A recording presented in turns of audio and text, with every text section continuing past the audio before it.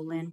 Um, I'd like to welcome everybody for today's Cartwright School District Special Governing Board meeting. Today is Wednesday, July 29th, 2026, and I'd like to bring this meeting to order.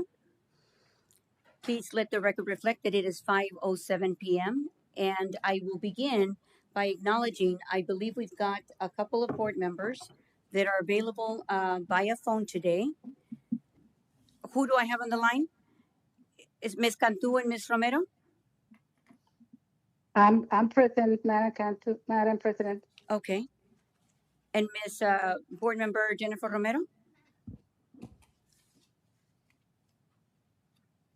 Okay. I am also present. Okay, thank you. So we've got two board members via telephone. Please join me in the Pledge of Allegiance.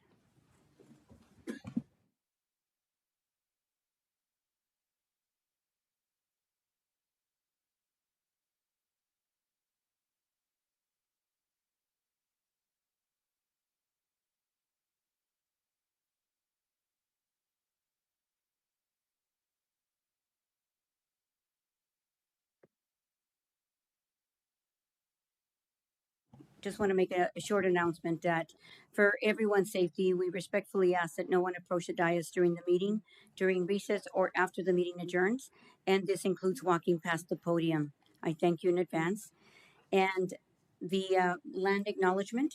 The Cartwright School District is located on the ancestral homelands of the Hohokam, Akimil, Odom, and Odom Jude people, ancestors of the Salt River Pima Maricopa Indian Community, or otherwise known as SRPMIC.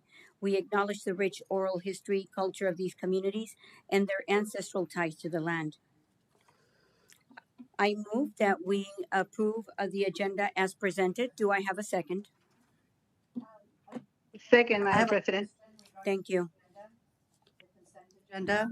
I have a question. Regarding the consent agenda item 8E, would like discussion on that?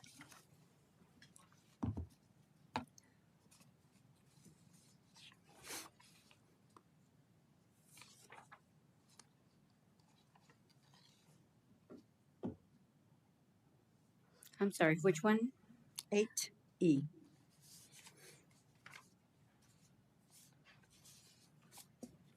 Maybe I'm not looking at the letters. I see numbers. What number is that under the That's consent?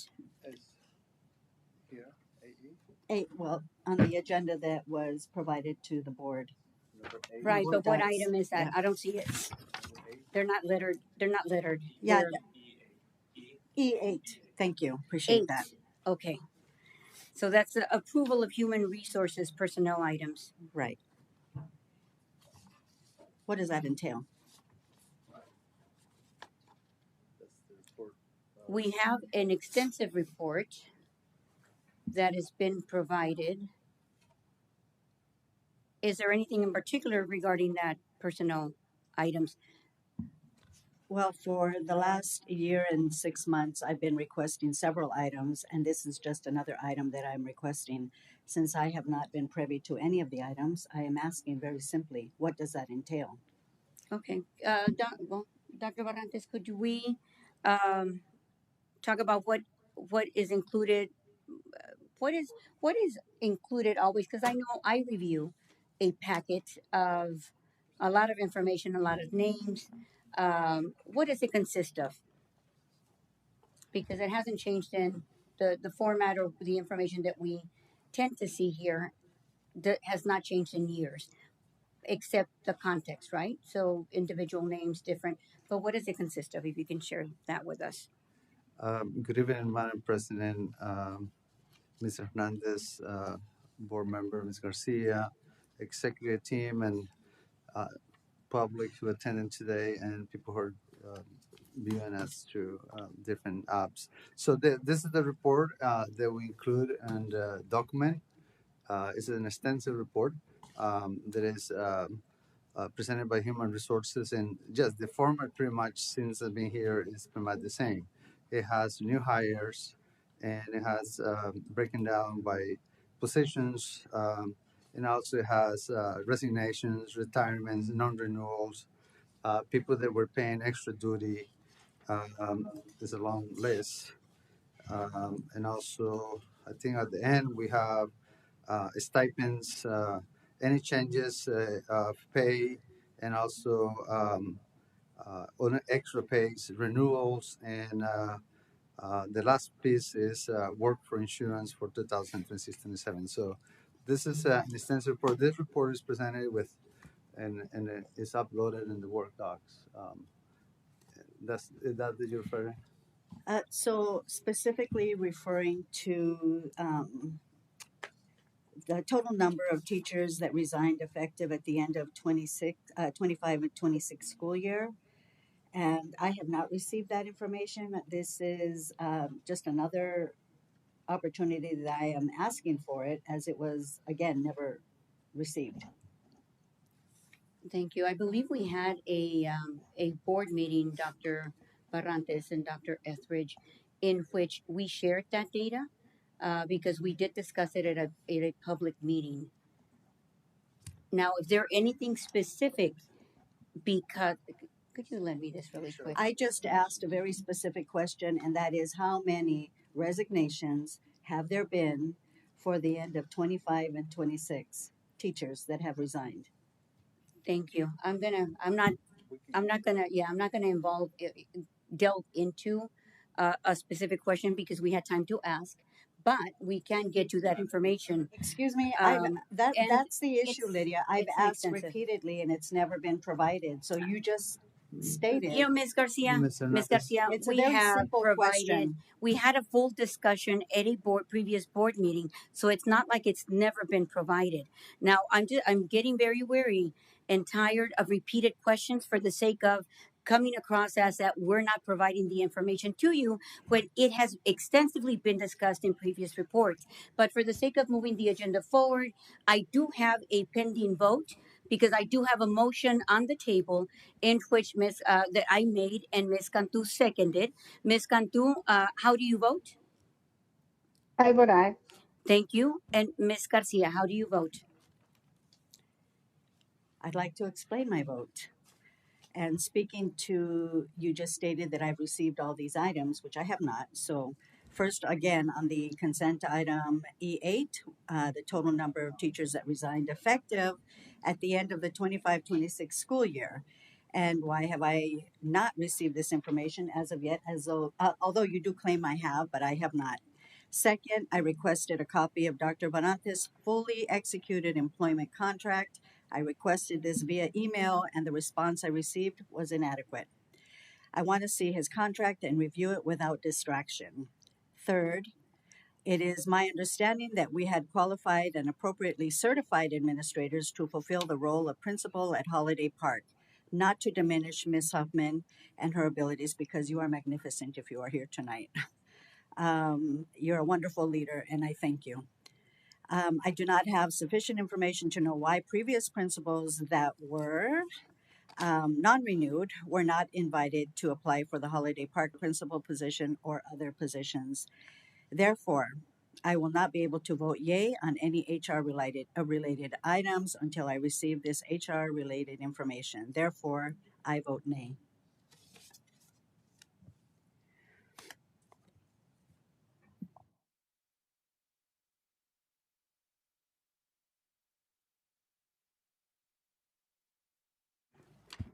You just voted aye? I didn't. Nay. Nay. Thank you. And Ms. Romero, how do you vote?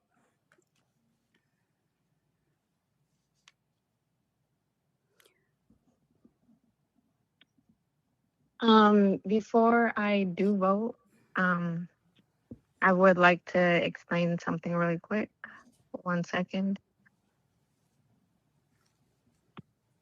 I do believe that earlier, when Denise was trying to ask for those numbers or that data, I believe you were referring to Lydia, to the past meeting where you told us the survey of how many teachers would not come back, but that is only a survey, that is not the true numbers. I'm sure that Denise is referring to the solid numbers of who ended up leaving towards the end of the year. Thank you. And so Thank you, Ms. that would be great to see. Thank you, Ms. Romero. And your And vote? I will abstain. Okay, thank you. And for the record, the discussion was taken at a previous public meeting, and there was an extensive discussion regarding the recruitment process, and that data was shared by Dr. Etheridge in Business Services at the time. But I have, but that those numbers specifically can be provided to you again for the record. And thank you. And I vote aye. Thank you. Yes, she voted aye. Ms. Cantu, she voted aye when I I voted began aye. with her. Thank you. Madam President, Yes, Madam Ms. President, Cantu, yes. yes, for clarification, when we get all the resignations and the new hires, aren't they reflected on the board docs documents when they provided to the board members? Because I get them. Why is it then the rest of the board are not getting that information?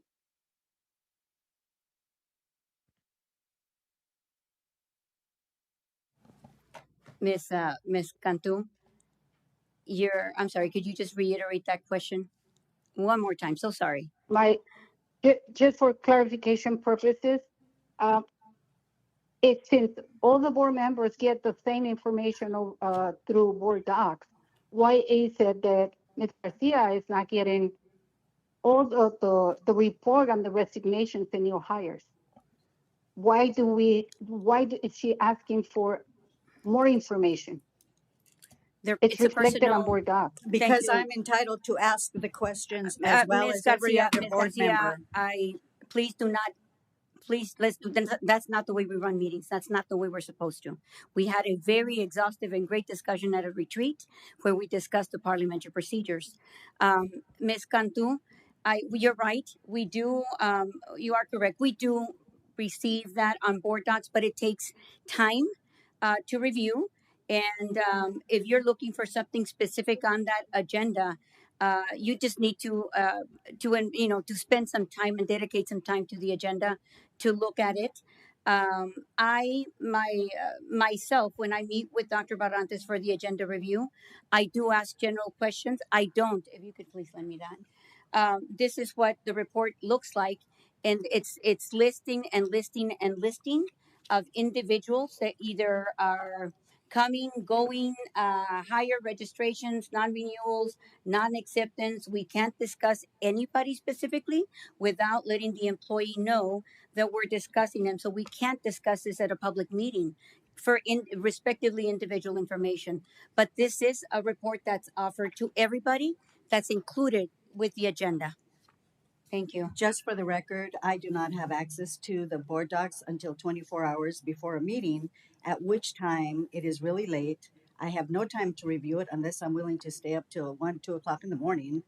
And there's no one to speak to. There's no one I can ask a question to. But then again, we have discussed this many times. And to date, nothing has changed. And Ms. Garcia, I get it. Uh, I understand it. We have demanding lives, and so do I. And I do find myself up at 1, 2, 3 in the morning, asking my I beg- questions early in the morning. Yeah, I beg to differ because I've reached out to Mr. Barantes. You have very clearly stated you do not want to speak with me, so that I respect that. However, you do Uh, have privy to the agenda days and weeks before we do. I only have 24 hours, and so do well, I'm just going to speak for Jenny and I. You can't, Ms. Garcia, you can't speak for me. Oh, When I sit down and go over the agenda, it is a lot of information. but I it's, don't have the time to delve in, but I do ask the questions that I need to, just to ensure that I understand, what it is that we're discussing on. But for the sake of this meeting moving forward, I am going to rescind my motion. I am going to resubmit, Ms. Cantu. I'm going to rescind it, and I'm going to move that we approve today's board meeting I'd like to amend the motion to remove the consent agenda item number E8 from the agenda for the sake of moving forward. So I move that we approve the agenda with the exception that I just outlined. Do I have a second? Second, Madam President. Thank you. Ms. Garcia, how do you vote? Nay. Thank you. I just removed the item in Okay, question. let me explain something to you. Thank you, Ms. Garcia. Excuse me, Miss, I'm still, I have still a the motion. floor. I still have We're the floor. going through the Lydia, votes. Allow for the votes to go through. Lydia, Ms. I Garcia, still the vote. have the floor Uh, for I vote aye. discussion. Ms. Romero, how do you vote? I will abstain. Okay, we have one abstention, 2 ayes and 1 nay. Thank you. Motion carries, and we are moving forward with. Does the consent agenda, does it still pass? I thought it didn't. It wouldn't. But you know that, Lydia. The agenda. You have, yeah, the consent agenda. Well, it's included in With the two agenda. nays, 2 nays, or 1 nay, 1 abstention. One nay, one abstention. abstention, and 2 Right. ayes. I don't believe it will pass. I am glad that we Do you have have. an attorney here? We do have an attorney Well, here maybe you who's can ask about, that question. and maybe this is just so we don't have this open meeting law violation presentation or professional development. But Attorney Brown. What's the question? The question is the motion that we just that consists of 2 ayes, 1 abstention, and 1 nay. I'm actually looking at that right Okay, thank you. now. Can I make a comment? Yes, go ahead. Ms. Hernandez, Board President, Mr. Garcia, and Executive Team. I just want to let you know to the board members that there are some items in this agenda that definitely needs to be approved in order for us to move on. Mr. Garcia, maybe I didn't understand at the beginning, but I will be more than happy to break this down, this report that is in Word docs, and put it on a table that can classify by position how many people, how many teachers resign, how many people, and through the last 2 board meetings is something that you want. I think I know that's pretty big, but we can put it together. What I'm saying is because it's my responsibility to run the district. We're about to start, and we need the SROs, we need the SSOs, we need these administrators. The kids are coming, so it's very important for us to move forward. I agree. It is important. but It's definitely- extremely important. But I'm more than happy to by tomorrow put this together in a spreadsheet and in a table, and then you can have it. It's I'd just to ask- consolidate it. Mr. Barantes, I appreciate what you're saying, and I know this is a tough position to be in. However, I have asked for multiple items, speaking to the budget, speaking to vouchers, speaking to consultants, vendors, surveys regarding our 4-day versus 5-day, surveys that were promised to stakeholders, to families, to employees, and none of it. I have not received any of it, nothing, zero. And as a board member, board members, we are all entitled to that information. So if you can provide that, I will reconsider my vote. And Good night. Ms. Garcia, again, for the record, because you are addressing and sharing what you just did, that is not true. We have had repeated meetings where we have discussed those items publicly. There's a difference between not hearing what you want to hear or not liking the information that you're hearing, but the repeated questions throughout the last year and a half of information not being shared is not accurate. But we do have a discussion, and I believe we might have a response. Attorney Brown? Hold on one moment. One other thing, you are stating that everything has been transparent. That's what I'm hearing. However, and I'm going to go back to, let's go back to the surveys regarding the 4 versus 5. Ms. Garcia, I'm Hold going on, to stop I'm you getting- right there. Ex- Just point Lydia? of order. Point of order. We are not here to That's not part of rehatch the and discuss agenda. you every meeting to discuss the Mhm. items that are important to you. We do have They're items not just on the important to agenda. me, Lydia. We are Ms. accountable Garcia, to the I have the floor and taxpayers. I am Yes, speaking. we are Allow me to accountable to finish the my thought. employees, Allow and me to so do finish. I. As board president, it is my role to control the meeting, to ensure that everybody's heard, but I also have to be heard. And we have a pending question before moving forward that is going to decide what we do, whether we have this meeting or not. Attorney Brown? President Hernandez, under Robert's rules, it's clear that an abstention doesn't count either way. And so we have a 2-1 vote. And so it would be my view that the motion carries. Thank you, Mr. Brown.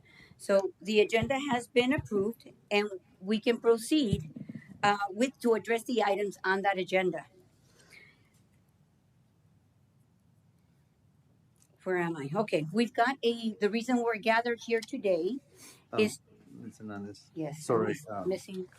No, just I wanna congratulate our Don husband. No, not yet. I haven't approved it. See, I'm so excited for that. So because I really need it. And Yeah. we apologize for that. We're going to just have to move forward with the items on the agenda without sharing any additional thought to that. But it's something that is important to the district, and the fact that we are about to start the school for our new to receive our students. This certainly does impede that process, and we'll be discussing that further. Um, but we have a special meeting here today. This is information, discussion, presentation, and training regarding Arizona open meeting law. Uh, Dr. Barrantes, we have attorney Aaron Brown with Cantelme and Brown. Uh, Attorney Brown.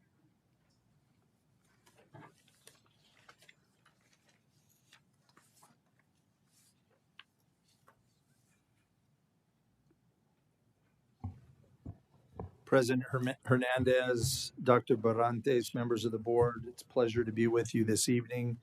I have been asked to provide training to the board and to administrators regarding Arizona's open meeting law. And what I'd like to do as we move through this is make it a open for questions at any time because it's a training, and I think it's most useful if we those that are participating feel comfortable to interrupt at any time, ask questions, because the point of this training is to make sure that the board and district administration is up to date on Arizona's open meeting law. And I've got a PowerPoint presentation for you this evening that we're going to use to kind of guide the discussion. And with that, I'm going to get started. So, what is the open meeting law?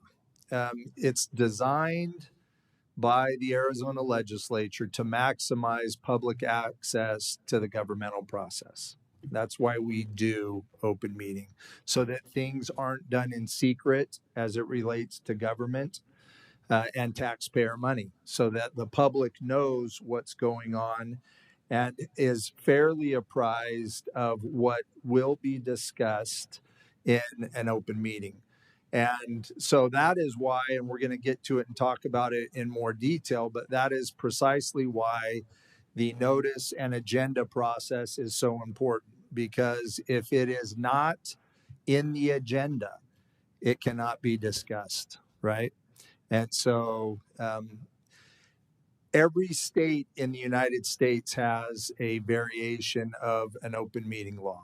So it's not unique to Arizona. Arizona passed its first open meeting law in 1962. And the slide that's on the screen right now gives you a summary of why We have the open meeting law and what it entails. So basic open meeting law requirements. The meetings must be open to the public. There's an exception, which is called executive session. We're going to talk about that. But generally, all discussions must be open to the public so they can hear what the deliberative body, in this case, the school board, is considering, discussing, and then taking legal action on. It must be properly noticed. And it must follow a set agenda that has been posted. So there's a distinction between the notice and the agenda. The notice tells the public the when, the where the meeting will happen. The agenda tells the public what will be discussed. And in addition to notice and an agenda, meeting minutes must also be prepared. And that's true for both open session and executive session. And we're going to talk in more detail about what minutes need to have in them and how they work. And the last point there on the slide on the screen is that minutes must be made available to the public within 3 working days of the meeting. And as the board well knows, the way we generally do that is they'll be called draft or unapproved minutes. And then at the next meeting, the minutes get approved. So what is a meeting that's subject to the open meeting law? And this is where we get into lots of granularity, and it is a full of landmines for a governing board and board members, a deliberative body. So a meeting, yes, go ahead. Is there a question? Attorney Brown, Madam President, Attorney Brown, Yes. for clarification purposes, can you specify why are we having this open meeting law training? Yes. The Attorney General's office has mandated training for the board as a result of the voluntary report that was made by the governing board last July. A substantial and detailed report was prepared by my office regarding various meetings that occurred in 2024 and was submitted to the Attorney General's office, and the Attorney General opined and agreed with the conclusions in our report that there were various violations of Arizona's open meeting law, specifically as it relates to notice requirements. There were meetings held in October of 24, October 4th or 3rd, and in December of 24, where the notices were insufficient to fairly apprise the public of the business that was going to be decided or the legal action that was going to be taken by the board. And so those actions pursuant to Arizona law are null and void. And so as part of this process, the Attorney General's office has mandated this training for the board and for any district employees who will be responsible for preparing the notices and agendas. Does that answer your question, Board Member Cantu? Yes, Attorney Brown. I only have one more question. And this is, Madam President, to Ms. Denise Garcia. At that time, Ms. Garcia, were you a vice president to the board? Is that question on this agenda? Is it pertinent to this training?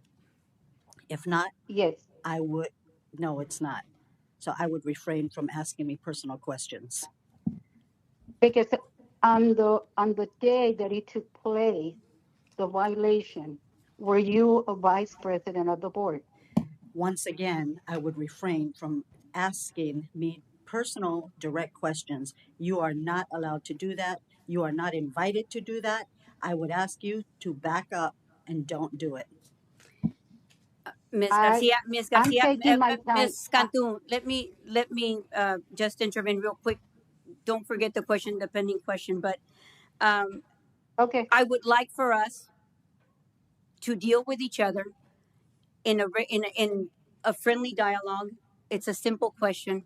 To answer your question, Ms. Cantu, yes, Ms. Garcia was the vice chair of the board during that time when the And violations occurred. and for It's that just a matter, matter of time, the yeah, date. and for thank that you. matter, Thank you. I may have a question for you, Lydia, because at that I, time you Ms. I were thank you also for the Thank having you, discussion. thank you, clarification. Ms. So you want Cantu. to bring it up? Let's do it right now. Uh, This is called transparency. I have Ms. no problem Cantu, with that. and this is what the reason I'm going to allow you to continue. There's obviously a great need for the open meeting law All right. concern. Please Which continue. you have violated multiple times. Go Thank ahead. you. Thank you, President Hernandez. Thank Members, you, Attorney Brown. You may continue. thank you. All right. So let's get back on track and we will talk about the scope of what can be discussed in an open meeting as it relates to what's been agendized.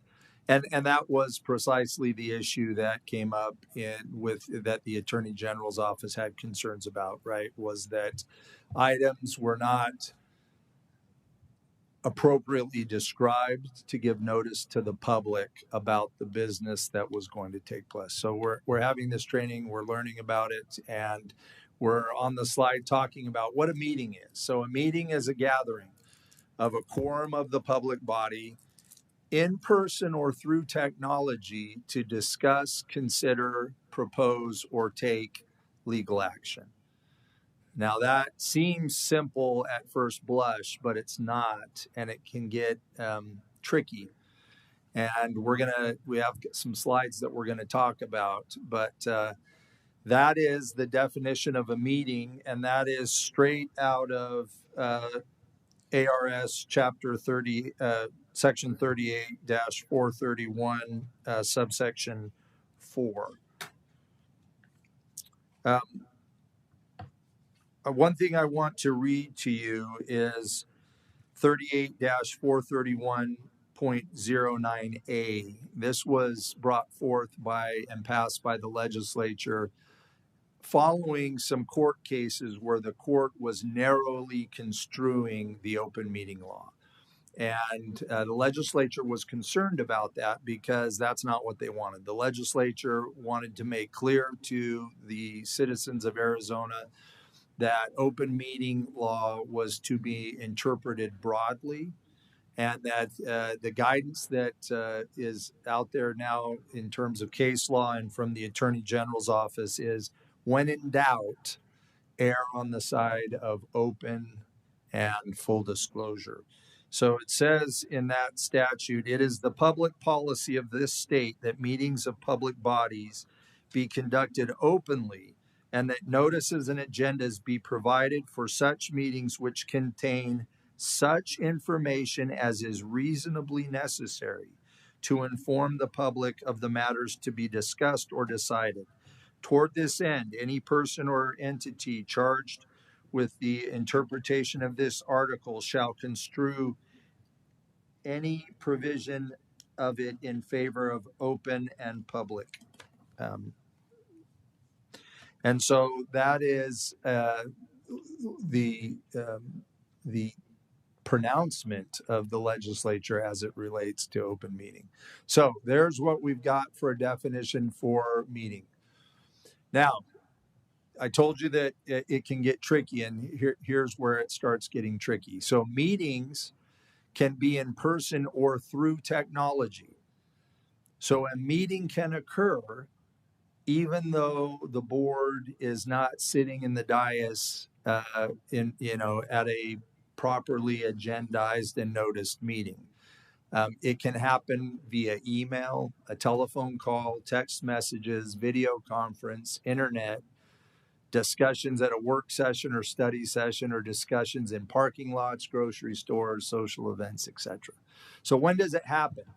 A meeting happens if you have a quorum discussing the business of the district that may ultimately require legal action. And my advice to you is if it involves, if the topic or issue relates to district business, it should not be discussed among board members except for in an open meeting.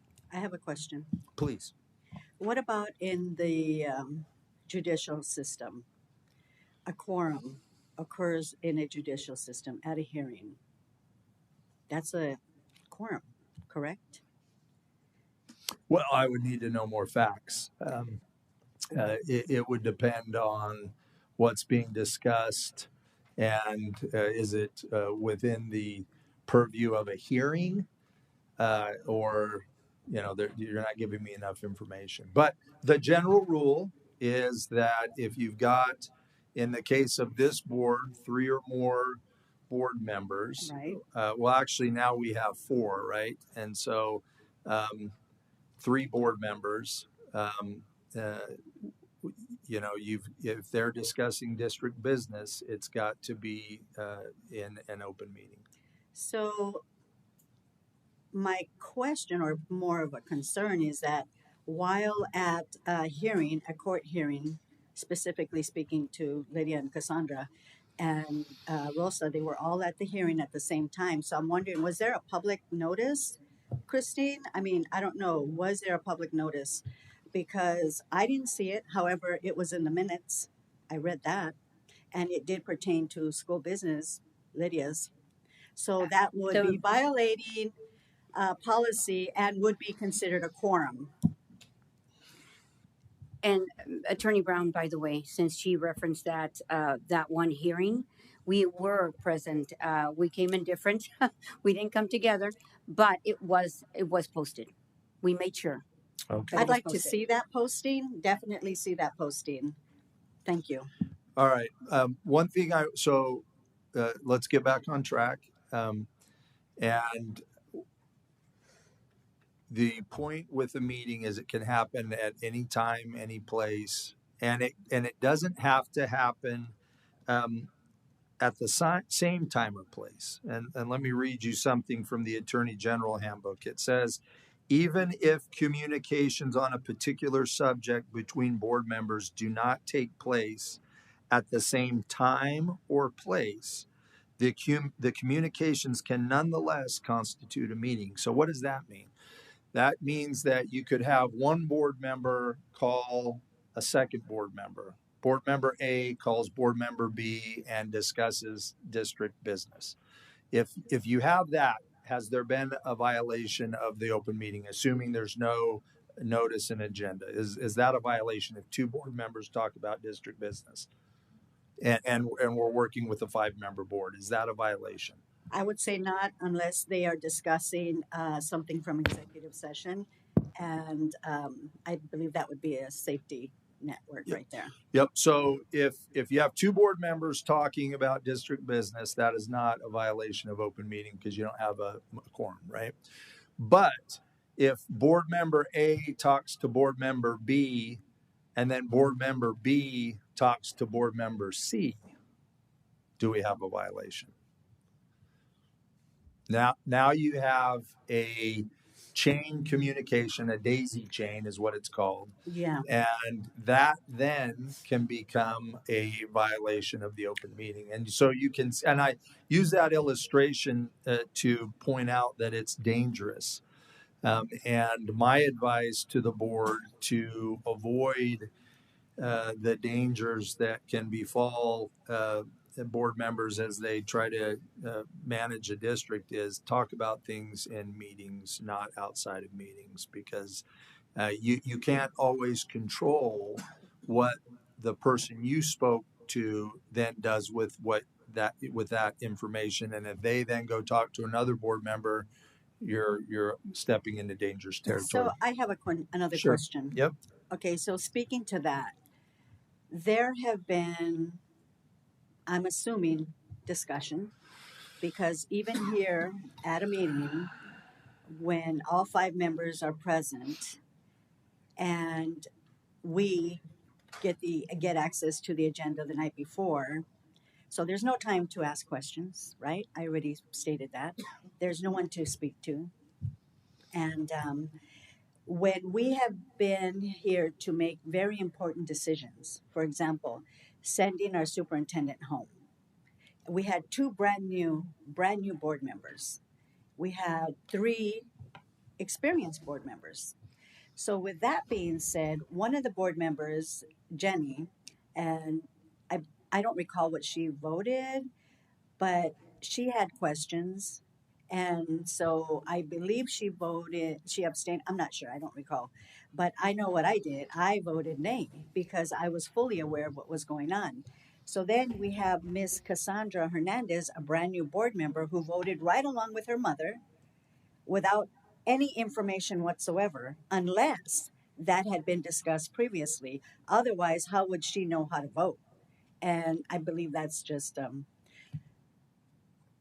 I guess a common question to be asked, because if I didn't know, if I was a new board member, I'd have a slew of questions. And if I didn't have the answers, if I didn't know why an employee or a superintendent was being sent home, I would refrain from my vote because I don't know. And it was something brand new at the first board meeting. So to to think that there was not a quorum, I would be remiss. Okay. All right. So meetings can be in person or through technology. And let me give you some examples of meetings. And this is straight from the Attorney General's handbook. Number one-way electronic communication by one member of the public body that is sent to a quorum of the members of the public body, in this case, board members, that proposes legal action. Is that a meeting? What do you think? It is. Number two, an exchange of electronic communications among a quorum of the members of a public body that involves a discussion, deliberation, or the taking of legal action by the public body concerning a matter likely to come before the public body for action. That is also a meeting.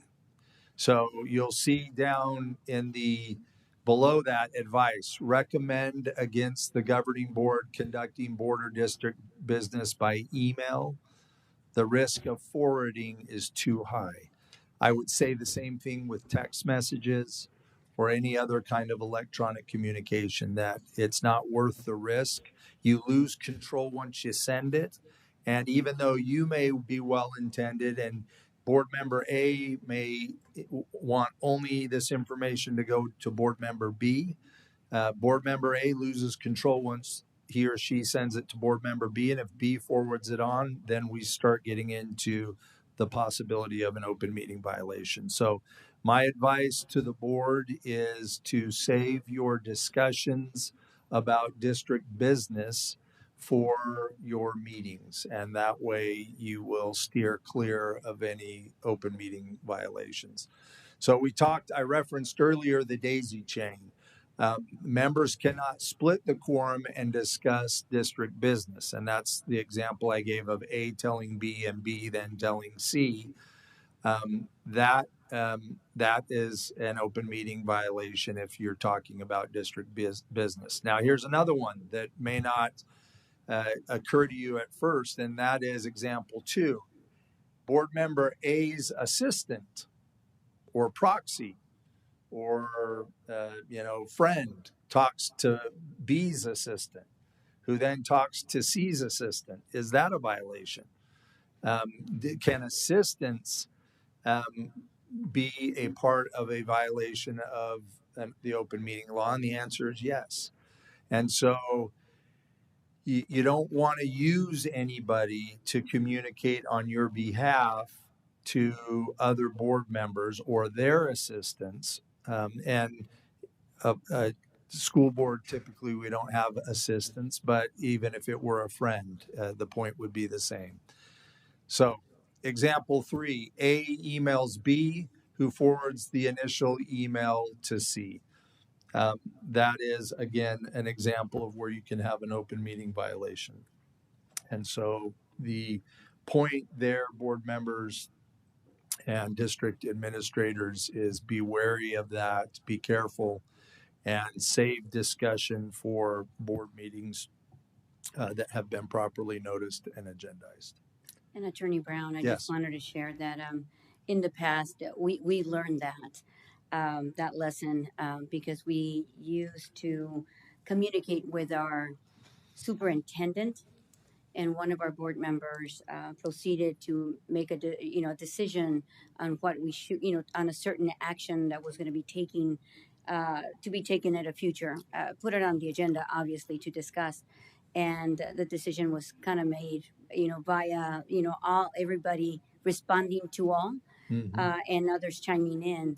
And we were, again, went through a training before the, at the request of the Arizona Attorney General's office as well. So it's not the first time. We've been through it a few times already.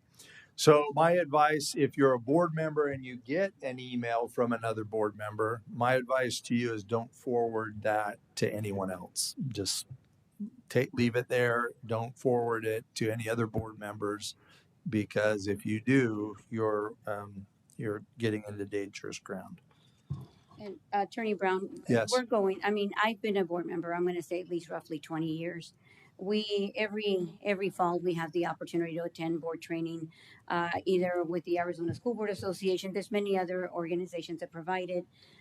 Why do we have to, myself, when I was a member of the board at the time, and I was not partaking in the violation of open meeting laws. In fact, I voted against the decisions that were being made, and I questioned them, and I lacked information, so I simply voted no. I didn't hold up the public discussion or anything, but why do I have to sit here and yet one more time go through these? I'm going to tell you, we've probably been through 5 ordered Attorney General trainings. Well, because the Attorney General Is required telling it, us, right? even though although I'm a member of the board, was not involved in the partaking of the discussion or the votes. Yeah, the Attorney General's office did not distinguish between those that may have been guilty of it and those that weren't. I think their concern is more prophylactic, just that the entire board receives training so that everyone's aware of, every board member's aware of what the law is, and with the hopes that you'll follow the law. Because we are one body and one voice. That's why. No individual And board all member, held no accountable. individual board member has authority to do anything alone, right? You can only take legal action when voting in a properly noticed meeting. I have That's a true. question. I appreciate Sure. that. So, our job as board members is to approve policy, approve the budget, and hire a superintendent. Now, there are board members who have gone above and beyond what our role is, which is to oversee HR, hiring people. I mean, with that being said, that is not in our role also. So is there anything in here that speaks to a board member or board members overseeing the entire district in many ways? Board Member Garcia, thanks for the question. So the board as a body hires and fires, right? The decision to hire any employee is only made by the board. Now, a superintendent or an HR director can make a recommendation, and that's what happens, right? They bring someone forward and said, we like this person. We'd like for you, board, to consider hiring them. So only the board hires and fires at the district. But the board should not be interviewing employees, because that's not our role. And if that were the case, then we would be able to discuss that as a board to look at potential candidates, such as a superintendent or even an acting superintendent.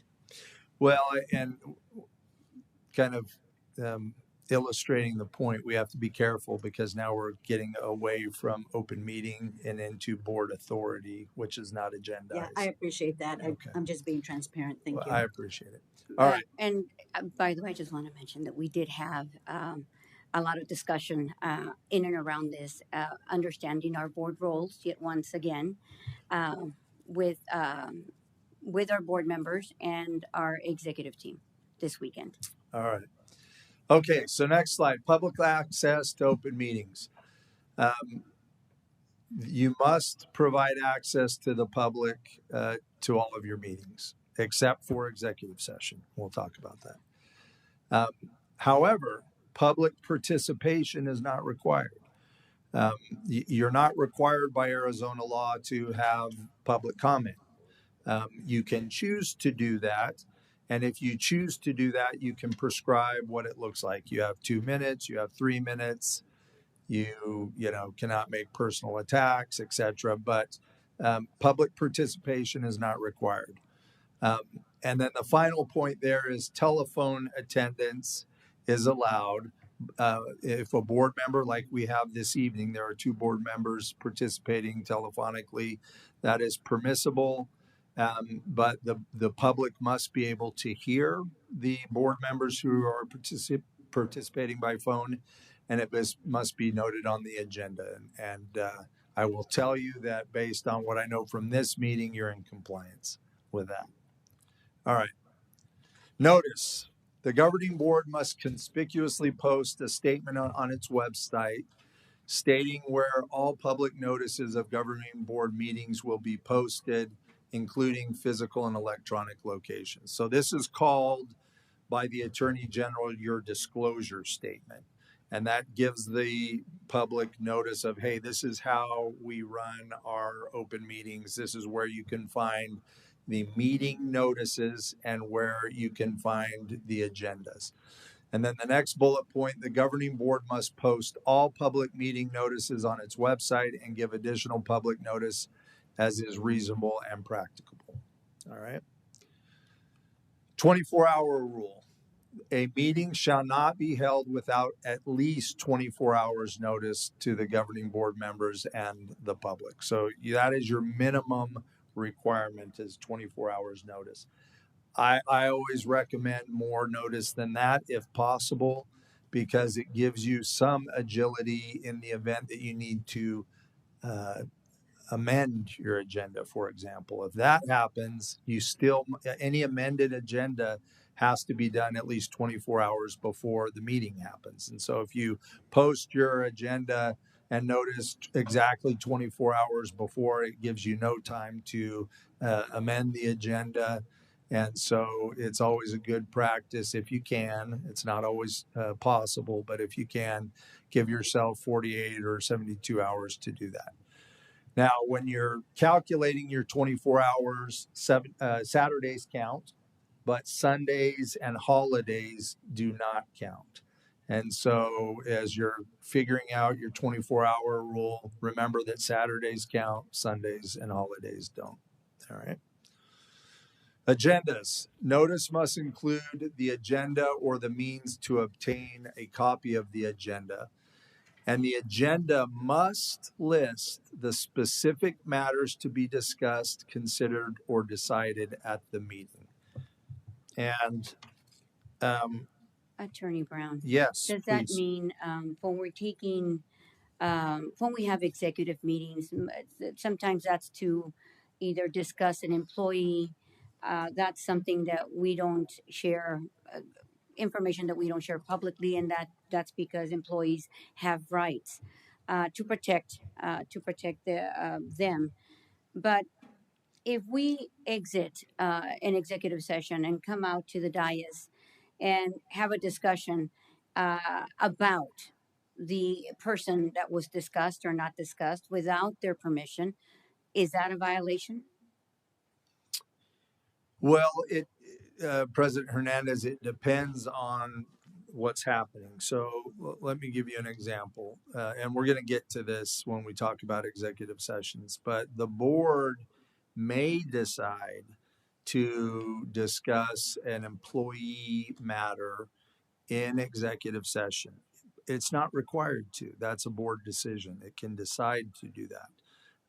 And so if it chooses to do that, then it must give notice to the employee at least 24 hours in advance. And I will caution you about doing it just 24 hours in advance, because if you do it 24 hours in advance and then the employee says, I want it to take place in open session, which is their right? An employee can always, if you're using the executive session exception to discuss an employee, you must give the employee written notice, and the employee then has the right to say, I don't want it to happen in executive session. I want you to have it in open session. We've had that in this district. And so if that happens, then you talk about it in open session, and it's a full and frank discussion, and the public hears it all. And so circling back to your question, if you have a discussion in executive session, but then a decision has to be made with respect to that employee, that must occur in open session. And so by necessity, you're going to have some discussion in open session and talk about that employee. We're going to have some discussion, but sharing the information that was discussed but we haven't, and the employee did not give us permission to have it open in a public, the conversation in a public meeting. Yeah. Well, President Hernandez, members of the board, there's a line that has to be, or a distinction that has to be made. Executive sessions are strictly confidential, and you cannot divulge to the public. And we're going to talk about executive sessions, and we're going to talk about who is entitled to know what was said in executive session.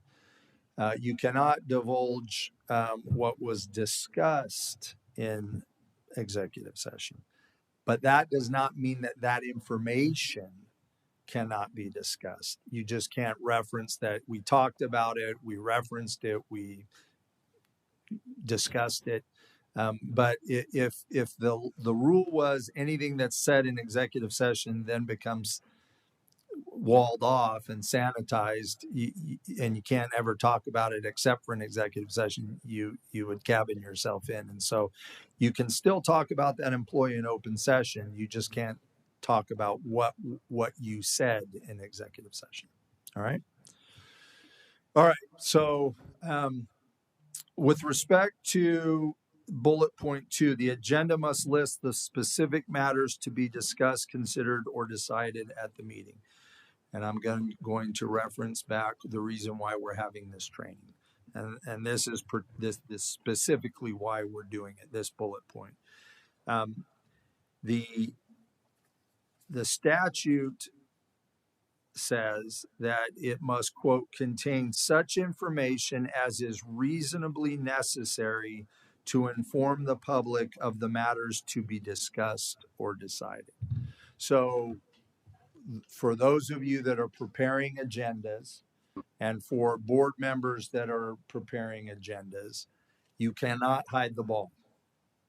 You've got to give enough information so that any member of the public who may be interested in coming to the meeting can look at the agenda and say, I want to go to the meeting on Thursday night because they're going to be talking about this topic.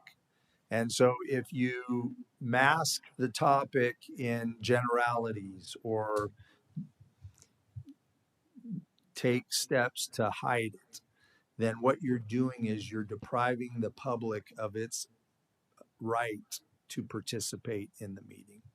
And so whenever I get asked, I represent lots of districts, I get asked about agendas all the time. I always err on the side of let's say it this way, because there's no question about what we're doing. So my advice to the district is when you agendize items, err on the side of giving as much information as would be reasonably necessary for a member of the public to know what is actually going to be discussed. All right. And if you're thinking, I'm not comfortable with this, I don't really want people to know what we're really planning on doing, That's your big red flag. That's not in consistent with the open meeting law. All right. The board may only discuss, consider, and decide matters listed on the agenda and matters related to those items listed.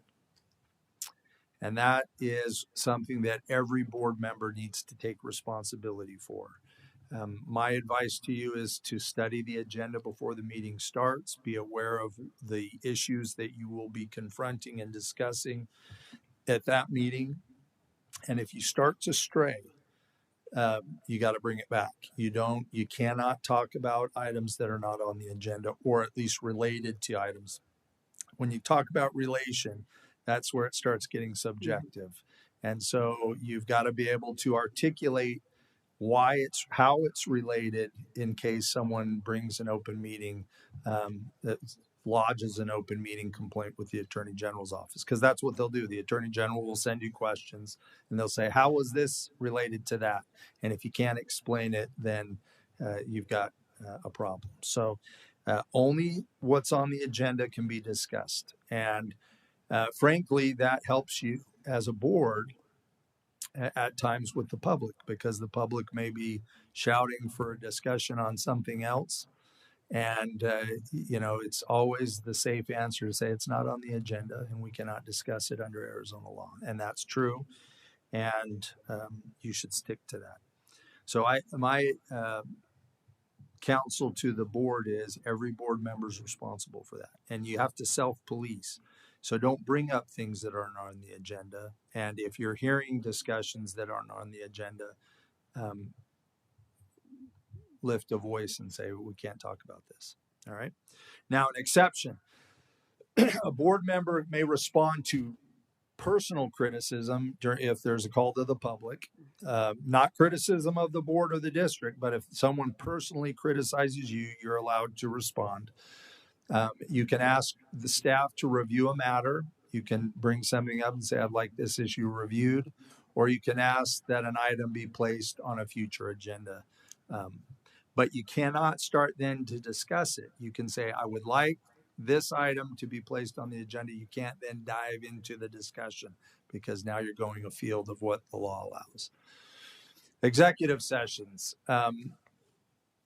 When we notice executive sessions on the agenda, it is not enough to cite the executive session section in the statute generally. We have to describe the specific exception. They are numbered 1 through 9, I believe. And when we prepare the agendas, and I've done many for this district, we cite specifically that it's A, 34103A3, and then we describe what we will be discussing. But with executive sessions, we're allowed to strike a balance, and the balance is this: if we have to give enough information for the public to know generally what we're doing, but we cannot give so much information that it defeats the purpose of the executive session. So in executive session, we're allowed to say things like discussion regarding human resources director future employment, and you can leave it that general, rather than if we were to be more specific and we said something about investigation and possible discipline, that maybe goes too deep and kind of defeats the purpose of the executive session. So executive session agenda items can be more general than the other agenda items that are in public discussion. Attorney Brown, Yes. can you explain to us a little bit more about what is a personal attack? How do we differentiate between a personal attack and criticism? Mm-hmm. So when somebody yells at me, "Oh, you're stealing money, you're embezzling money, you're taking our money," that would be a good example of a personal attack. So stopping or refraining, I'm looking at our policy that we do have. It says personal attacks upon board members, staff personnel, or other persons. Or I'm nitpicking and really attacking one of our staff members, our executive team members, of not doing their job specifically or calling them names um, inappropriately and allegations publicly from our own board members to our own staff. Um, is that something that is allowed? Well, President Hernandez, members of the board, I hate to give this answer, but it depends, right? It depends on the context of the discussion, what's being said. Um, you know, because of the way open meetings work, and because we cannot have behind closed door discussions unless it's executive session, um, things have to be aired out, but they should be aired out in a civil manner, in a respectful manner, and that you can share concerns without making personal attacks. And so, one thing to remember is if an employee, for example, is criticized or attacked, um, the board members cannot respond to that because it's not a personal attack on them. Right now, what you could do is agendize it for a future meeting so you can have a discussion about it and you can inform the public about what's going on and what the board's doing about it. But it's there is when you have public comment, you have to be willing to hear the public's criticisms, but the criticisms can go too far. And it's also worth noting that the public does not have the right to disrupt a meeting. You have public comment; they have the right, if they follow the rules of public comment, to make public comment. But disruption from the seats in back, the screaming and the yelling, that is not, the board does not have to abide by that, because you can imagine you could stop meetings that way. You could have people just screaming from the seats, and you could make it so that the board never could do business. So you don't have to abide by that. All right. Consent agendas. We were just talking about those. And I'm going to read it to you. Ordinarily used as a time-saving device when there are items on the agenda which are unlikely to generate controversy and are ministerial in nature. Travel requests, approval of minutes. Lots of districts do hiring and terminations, kind of run-of-the-mill things like that, through consent agenda. It goes on to say the governing board should fully describe the matters on the consent agenda and inform public where more information on the listed items may be obtained. Public bodies often take one vote to approve or disapprove the consent agenda as a whole. That is the purpose of consent agendas. Every district I represent uses them. It saves time. And if a board member has a concern about an item on a consent agenda, they can ask for discussion on that. Current event summaries, they're allowed, but you've got to be careful with current event summaries. If you do them, you can get away, or I shouldn't say it that way. It is permissible to say there will be a current event summary. You don't have to list all the items that are going to be discussed, but you can't use it to then go off on tangents and start talking about things more than just giving a summary of current events. And then the final point in the last bullet point is agenda modifications. We talked about that earlier. They must comply with the OML and the 24-hour notice requirement. Attorney Brown. Sure.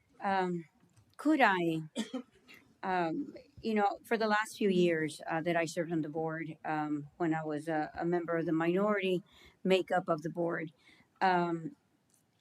agendas were not always provided. And I can tell you there were a couple of meetings at which it was the fall of 2024 where either it was intentional or a mistake, but the agenda was not posted. And we, therefore, two members of the team did not have access to that agenda. So when we come into to the dais, I'm preparing, getting ready for the meeting. I talked to IT so they could show me. I was accustomed to looking, I know how to find the agenda, but it wasn't posted. We had several meetings posted, but one was not. And the board president said, "Oh, well, who cares? Blame it on, I believe it's Board Docs, the app that we use or the site that we use for our our meeting agendas to be posted." So therefore, agreeing that it wasn't available and you didn't get it, so tough. Is that allowed to not provide an agenda to all board members? Well, President Hernandez, members of the board, it's not allowed. And the reason it's not allowed is it's got to be provided to everyone, right? So for any meeting, the agenda and notice must be posted at least 24 hours before, and that would include to the public. And so, if your question is if an agenda and notice was not made available to the public at least 24 hours before, then that meeting, the entire meeting, would be in violation of the open meeting law, and every action taken within that meeting would be null and void. I'm kind of confused about that concern because as long as I've been here, Christine and Linda have strongly supported that every single board member received access to the agenda. And so when questioned Christine and Linda, they were very adamant and showed us emails and the fact that everyone did receive their agenda. So I'm not real clear about why you would be stating that since this had already been discussed, but they can always be asked. And because it does pertain to me, I will respond to that. Because I didn't share any emails. I don't know what you're referring to. I'm But the talking meeting about was the agenda. we dealt with the agenda question here at the dais, and the IT person was not able to find it, and they realized that it wasn't posted. But and the president at the time said, "Oh, it was a glitch. Who cares whether you have access or not?" That it's recorded. It was one of the meetings I think that was reviewed in the past. Well, my response is the general proposition is that all members of the public are entitled to review the agenda and the notice at least 24 hours in advance of the meeting.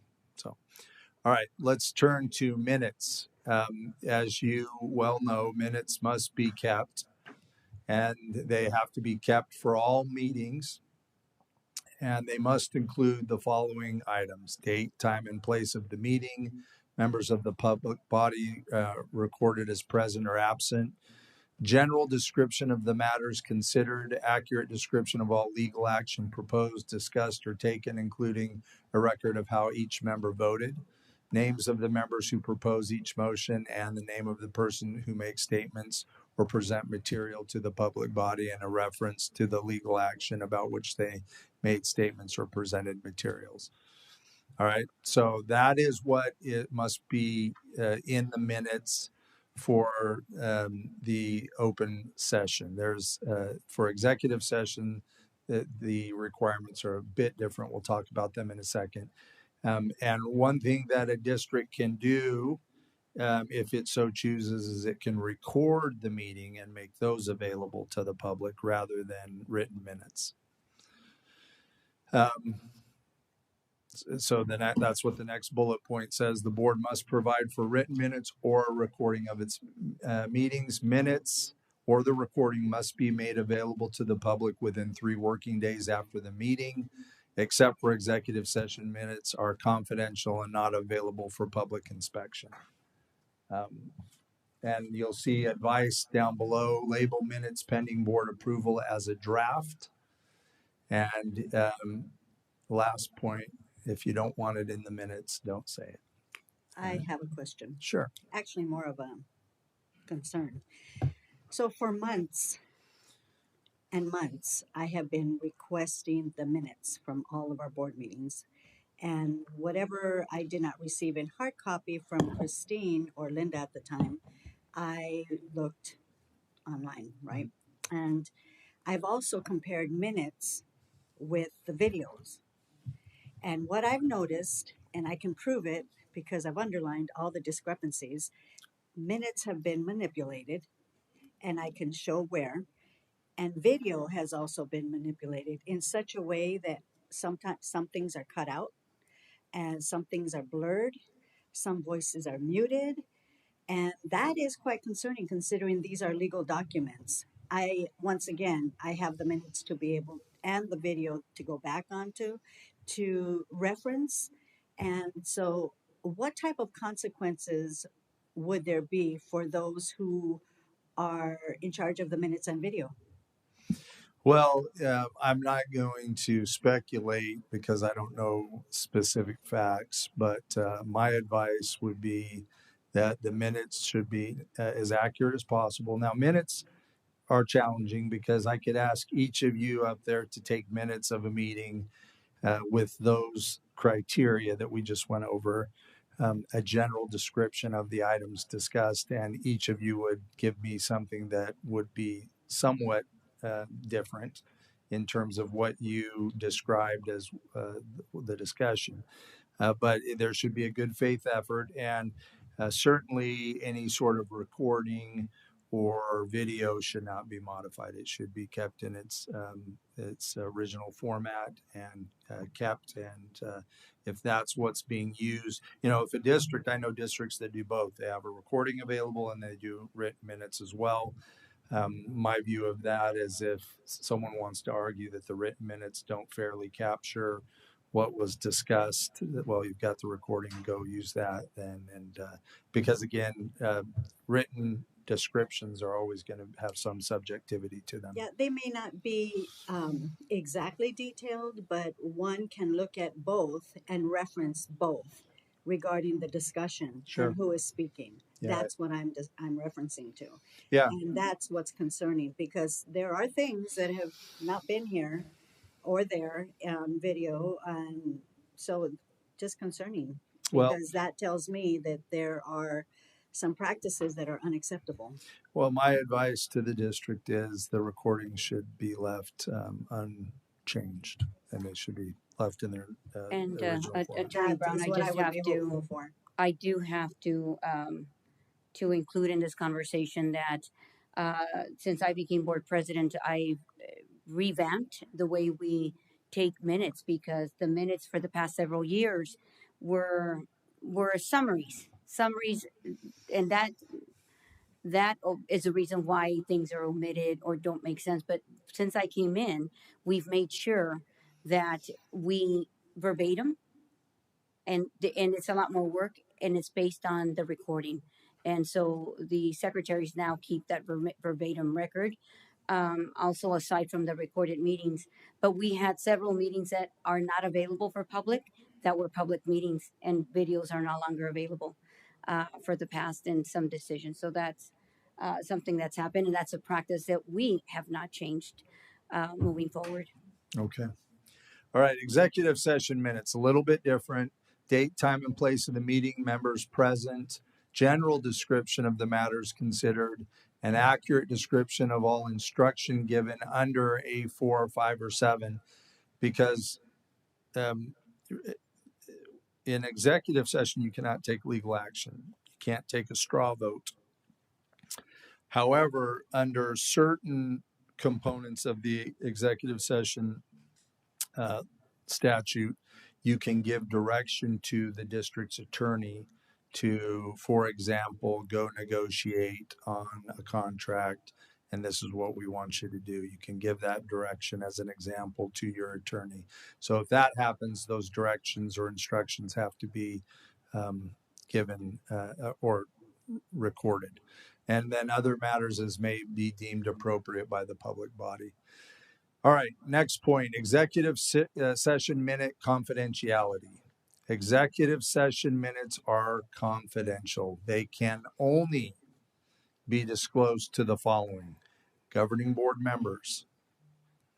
Now, one thing I'll let you know about that is there's a case in Arizona that says that if you have a new governing board member and that governing board member wants to see executive session minutes from a meeting where they were not yet a governing board member, They are permitted to see them so long as the reason is the issue they're concerned about is still a live issue.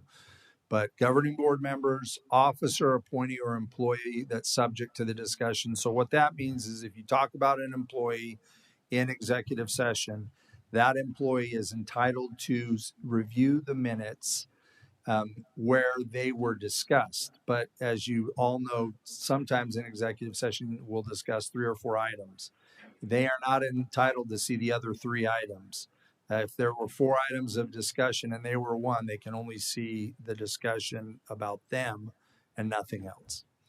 Staff to type the minutes and prepare the minutes, counsel when necessary to represent the district, the auditor general, and the attorney general or county attorney investigating an alleged OML violation. That's it. That's all those are the only exceptions to who can see the executive session minutes. So as a consequence, your executive session minutes should be kept separately from your regular minutes, so there's never a mix-up. You know, you want to have a separate file, keep those locked up or password protected on the computer, and you've got to maintain those confidential. It's the law in Arizona.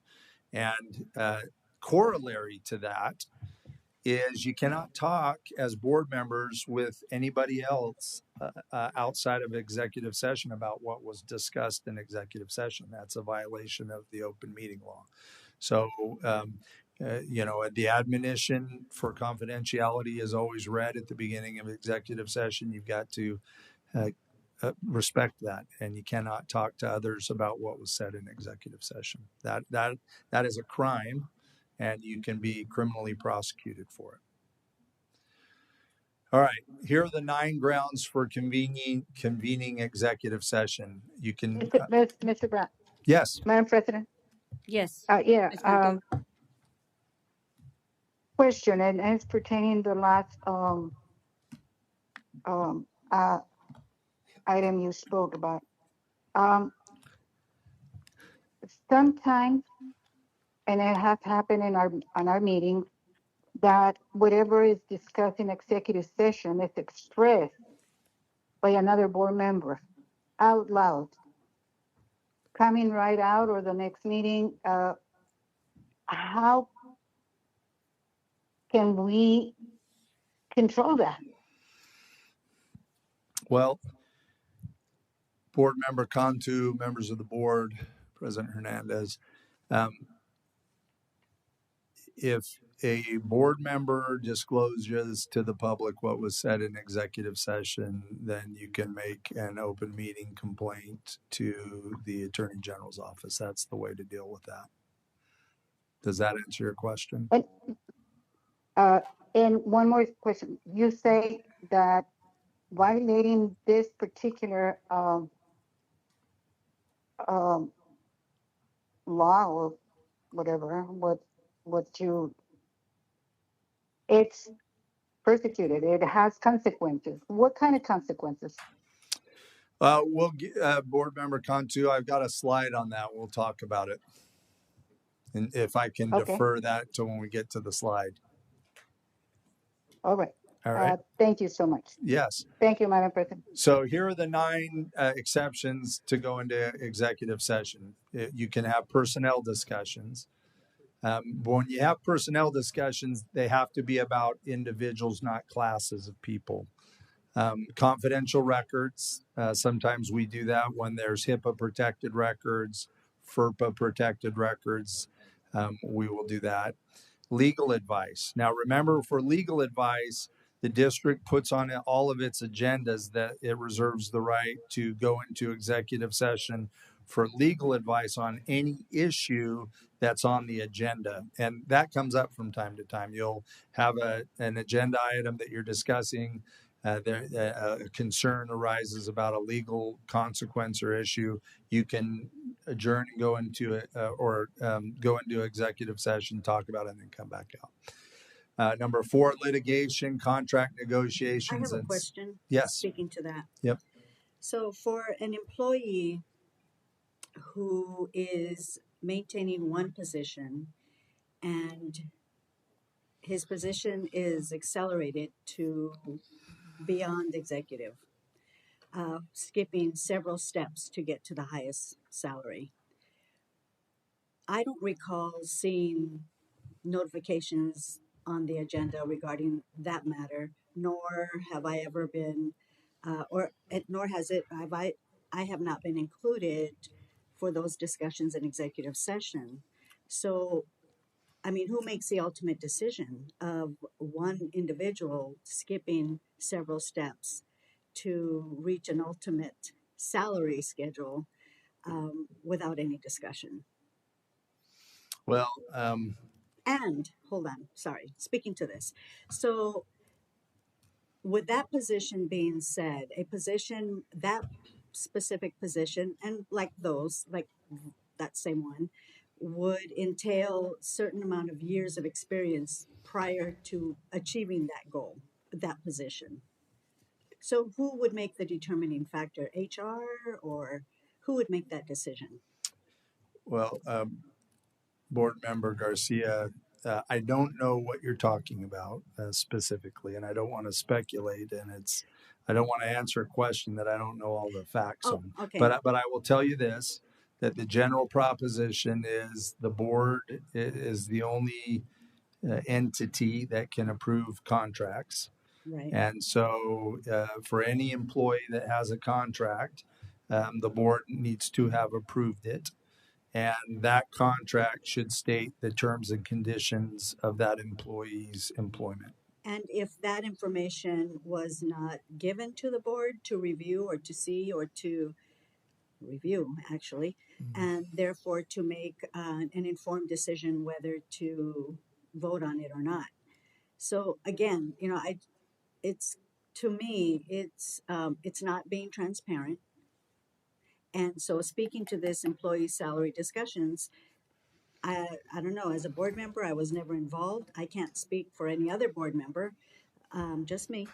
So, making a decision where, in order to achieve that role, several years of experience would have had to justify that type of an increase in position and salary. So, I mean, who has that answer? Because if I don't ask it here, I won't get it. Well, we've got to stick to the agenda. Right. But then Right. speaking to number 5. That is something that if you have a concern about the way a contract was approved, you certainly have the right. Yeah, employee contracts are public records. You have the right to review the employee contract, see if it was approved by the board.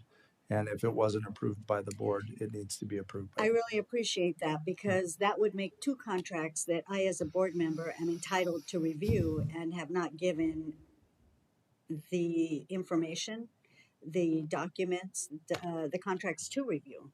So at that point, not adhering to, as a board member, what we are entitled to, then what? Well, that is a discussion for a different day, because now we're getting to public records law. Okay, right? I'm going to go ahead and put it on my future agenda item. Thank Okay. you. Yep. All right. So Attorney Brown, yes. I just have to ask since we're on the topic, is a sidebar conversation to decide whether a superintendent, an employee, is awarded a contract considered to be agendized for discussion? If I understand your question, So if we never addressed publicly a process to hire a superintendent, but yet we turn around and approve it without a discussion ever having been had, at least one that's not documented on an agenda itself, or ever discussed publicly via video, or don't have it not included in the minutes. So therefore, a discussion just was never had. But if the justification is, it was a sidebar conversation that we decided back in July, I don't know what time. Is that considered agendized so that we can move forward with awarding or hiring a well, superintendent? I think without knowing all the facts, I would say breaking that into its constituent parts. If there were sidebar discussions by a quorum, that's an open meeting violation if it happened. And then as it relates to any contract, a contract that comes to the board and is properly agendized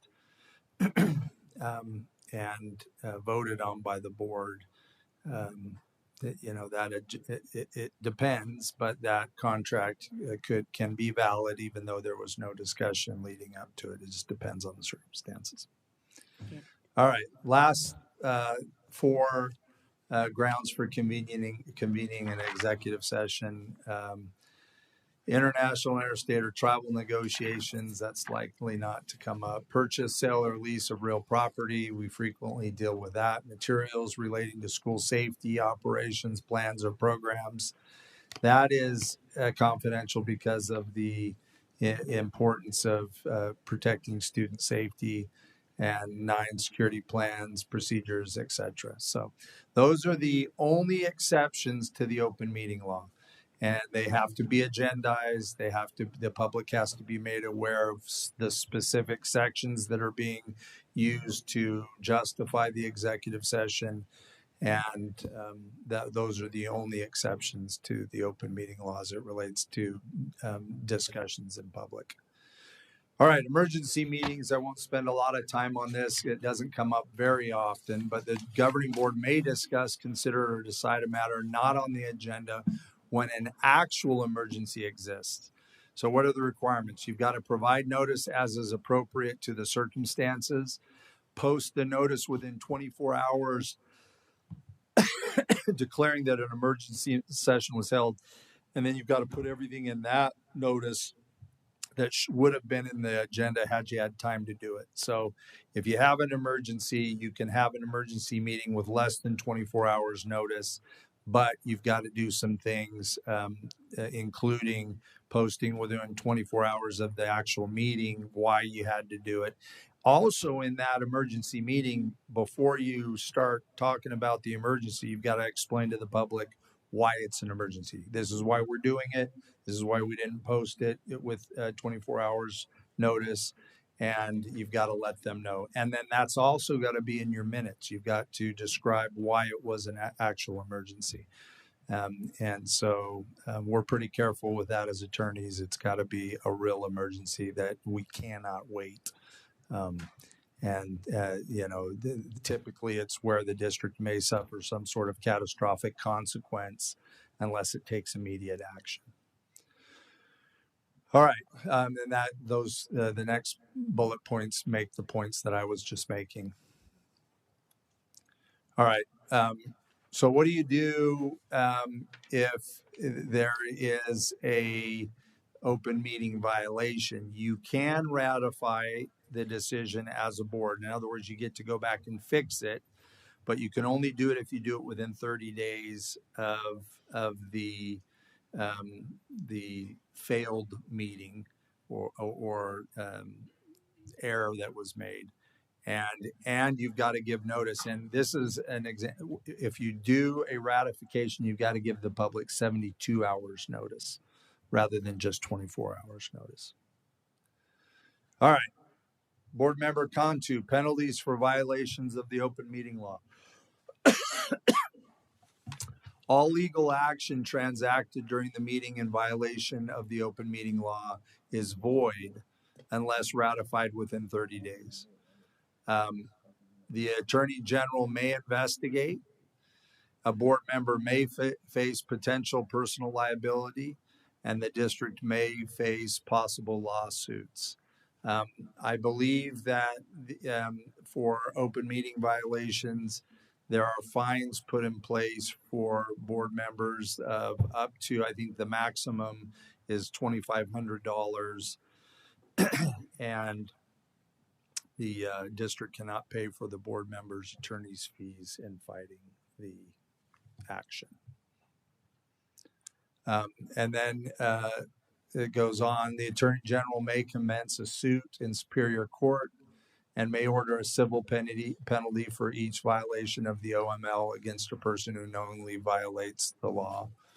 Second offense is 500. Third offense is 2,500. District cannot pay the penalty on behalf or reimburse the individual. The court can award attorney's fees, and knowing violations can result in removal from office. So those are all possible penalties of the open meeting law. And with that, I will answer any questions that you have. If you have questions, we've had a bunch as we've moved through this, but any questions that I can answer from the board or administration. Madam President, Yeah, Ms. Cantu? Attorney Brown, Yes. is there a limit of time when this violations had happened, or is just during the tenure of that particular board member or board that has violated? Board member Cantu, I am not aware of any statute of limitations on an open meeting violation. Now, that said, I would, if anyone's aware of a violation, I would encourage you to bring it sooner rather than later, because evidence has a tendency to float downstream and get lost. So, but to answer your question, I'm not aware of any statute of limitations, and the general rule with public entities is that statutes of limitation do not apply to public entities. Okay, let's one more question. Sure. Let's say on a board of 5, one is usually refer to the open meeting law, and especially with the executive minutes, executive sessions. That is a violation, correct? That it's one of it could be the first, second offense. Consider If I understand, first or second offense. I'm sorry. Well, I just want to make sure I understand your question. Are you saying that if a board member in open session references executive session discussions, is that your question? Yes, sir.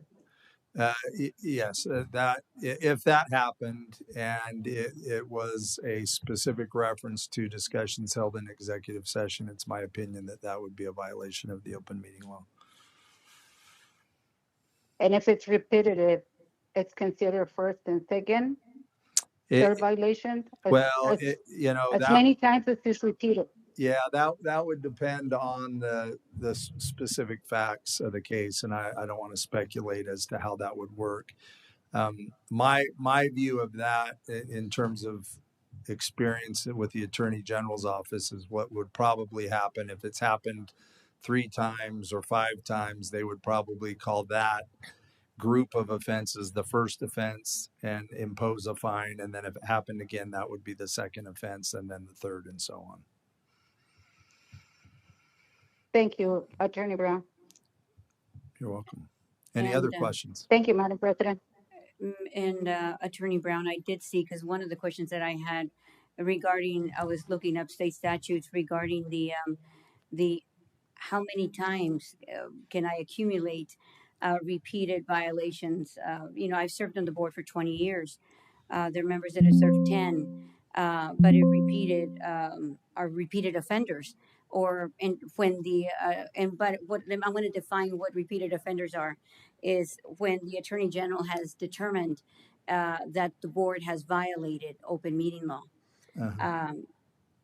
5, 6, how many times? I mean, does it become so egregious that it warrants a removal? Because we have had removal, at least I'm going to say on one. I was just looking up earlier today. There were some prominent cases, Scottsdale Unified School District, where the AG filed a high-profile lawsuit against the district's governing board following persistent issues, explicitly seeking the court order removal. So I think, but there's got to be a formal complaint. So to answer your question, Ms. Cantu, there's got to be a formal complaint submitted or filed so that it can be addressed and it's got to be determined such by the powers that be, in this case, the Attorney General.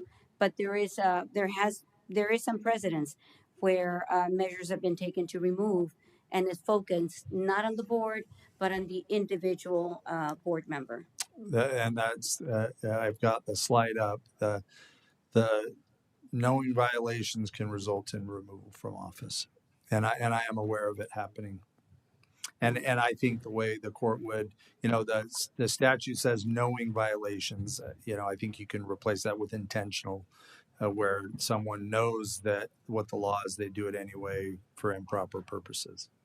And obviously there's got to be it entails time. There's got to be an investigation. I'm just looking at the different here in the state. Yavapai College, Salt River, that are, you do your research, it comes up. Yeah. And it talks about an investigation. Now, I may disagree with an investigation that might have been conducted, but when it's dealt with in court and there's a decision has been made, those are actions that need to, regardless of how I feel about it, have to take place, I guess.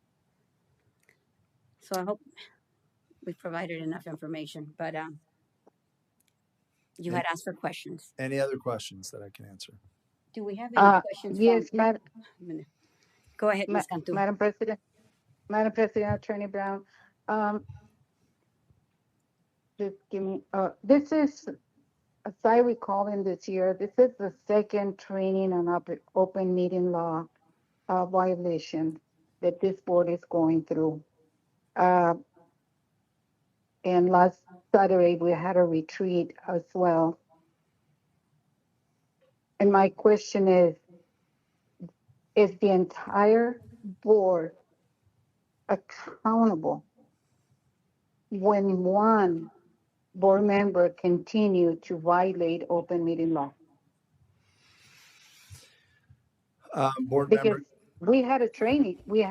This is the second training on this Yeah. year that we have been through. And Ms. Cantu, we understand that, yes? Ms. Cantu, I just wanted to add this. It's not two. It's not two. There's more like five, at least with current board members. So if the board member's no longer here, obviously you can't do anything about that, but it's while they're during their scope of service. And yet, I mean, in this year, and that I'm referring to this year, but this is the second one. Okay. And we continue to despise the fact that there's a law. We continue to do the same thing because there is no consequences. I'm really confused. What exactly are you talking about? Because you're going around in circles, but you're not being specific. You're talking about the retreat, you're talking about a board member, you're talking about violations. What exactly are you referring to? Ms. Garcia and Ms. Cantu, correct me if I'm wrong. I don't want to misspeak or speak for you.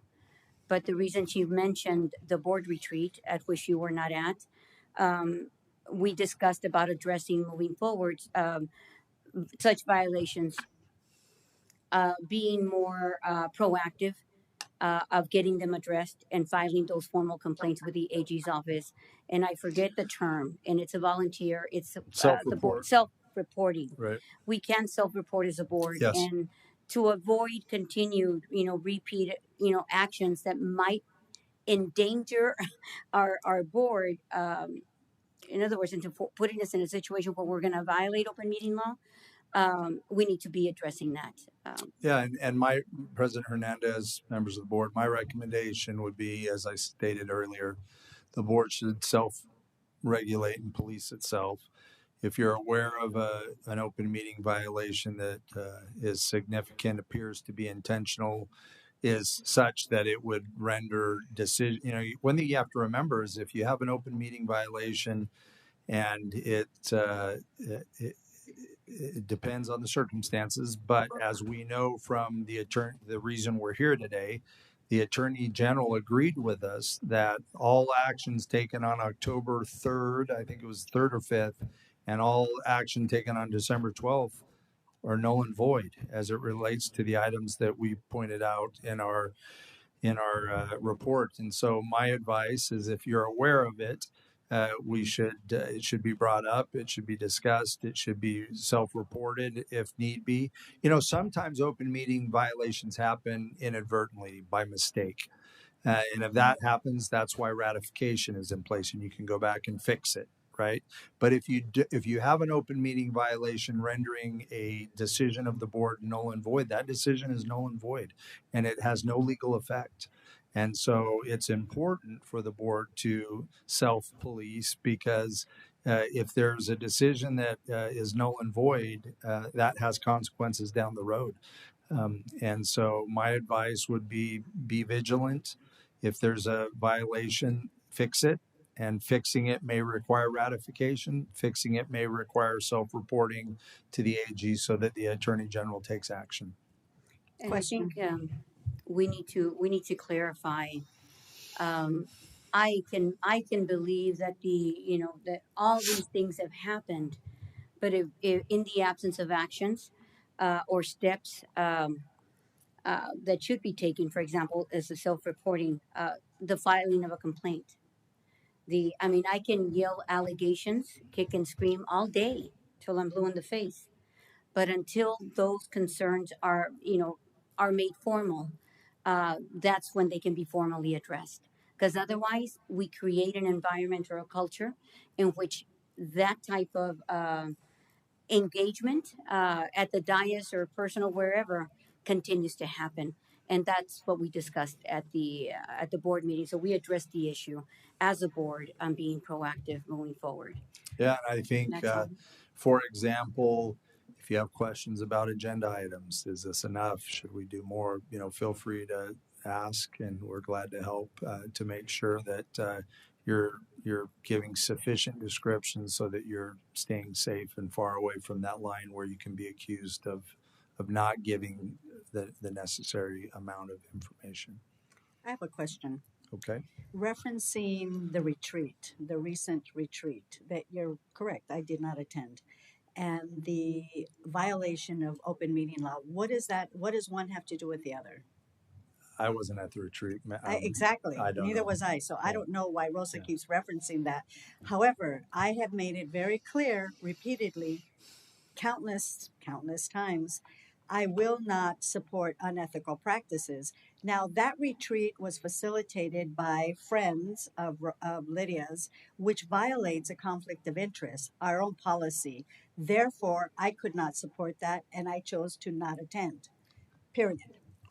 That, Right. Ms. I would caution us. We're going Right. afield from open meeting. It involves Yeah. individuals, businesses. Those are the types of attacks and not dialogue that that we referenced. But we're violating our own And policy, Lydia, and as a and board, it we is are all Ms. accountable. Ms. Garcia,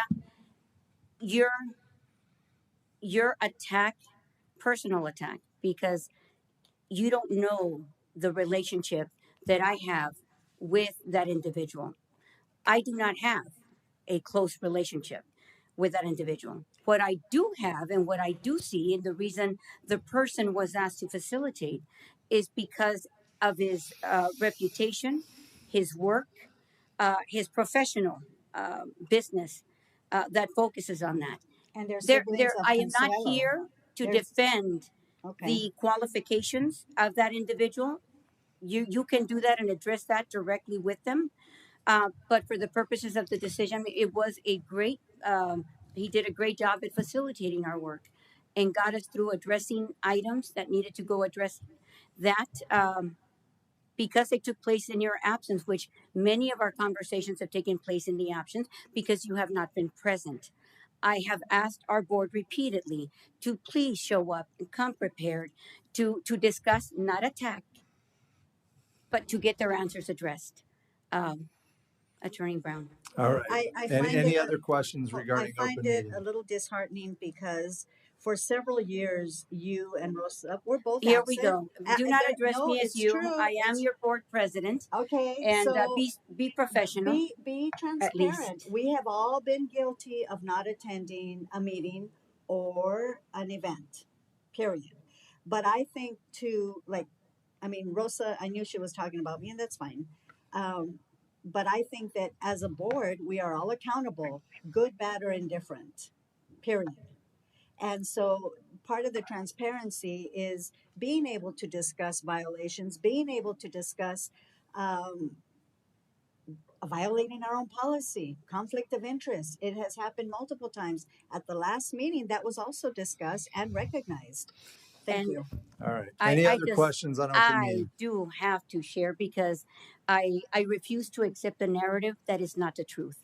And being present over 20 years, yeah, you're gonna might miss one meeting, two meetings, but coming repeatedly to two meetings twice a month at this point, 4, 5 uh, professional development staff meetings, or present kickoffs. I think conversations with the principals, etc. You name it.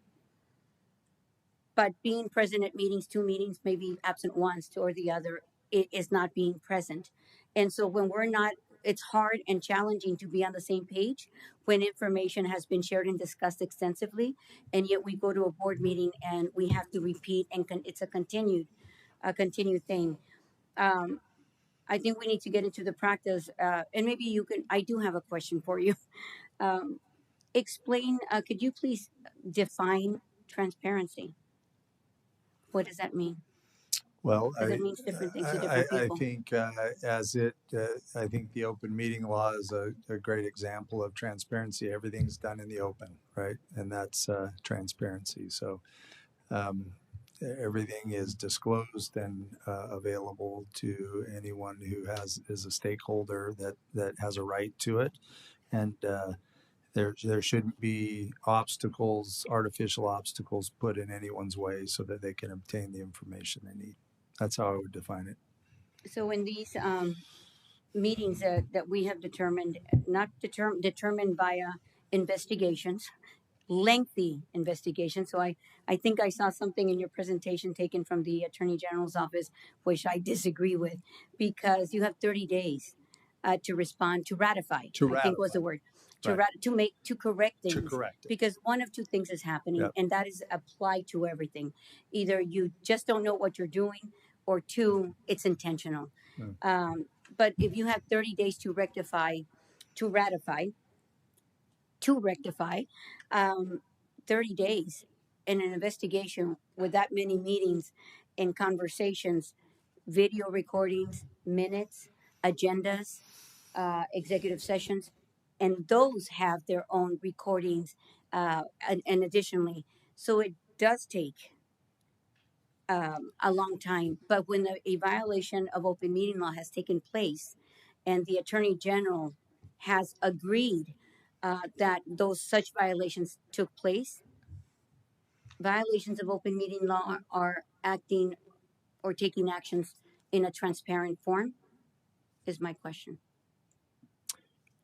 Well, if you're asking for, as it relates to our training, the issues that were analyzed relative to the investigation, no, those were not transparent. That's why they were violations, because, and I said it when I presented this to the board a year ago, it was clear from the way those were agendized and the facts and circumstances surrounding those that we found out as we investigated, including multiple emails where the agenda items were discussed. It was clear and apparent that there was an intent to hide the ball. Thank you. Thank you for that. All right. Any other questions? Do we have any questions from staff? None. Thank you all. Thank you. Thank you, Attorney Brown.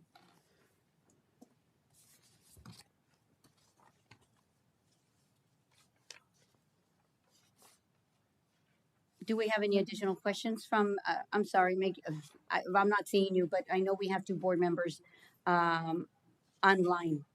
I mean, via phone. Madam President, just for clarification purposes, I mentioned the retreat because for transparency purposes, taxpayers pay for those consultants to come and give us the training. And just wanted to make a note of that. Thank you. Thank you. And I believe that I'm thankful for all board members being present because in the absence of that, uh, we would have had yet another meeting and would have needed to invite the attorney to come back and provide additional training or to any of those members that are missing as we have done so in the past. Whenever we conduct any of the business of the district, it does come at an amount, either be it in our employees' time, um, but we need to we're committed to putting a strategic plan that includes conversations with all our stakeholders at the dais here. So thank you for that. And Madam President, yes, Ms. just Cantu. one more question. Are we moving on the agenda without the HR item on it? Uh, Miss, we do have, we did rescind. So Okay, I want to make sure that we, right, with just an item. We excluded an item, and that item was the personnel.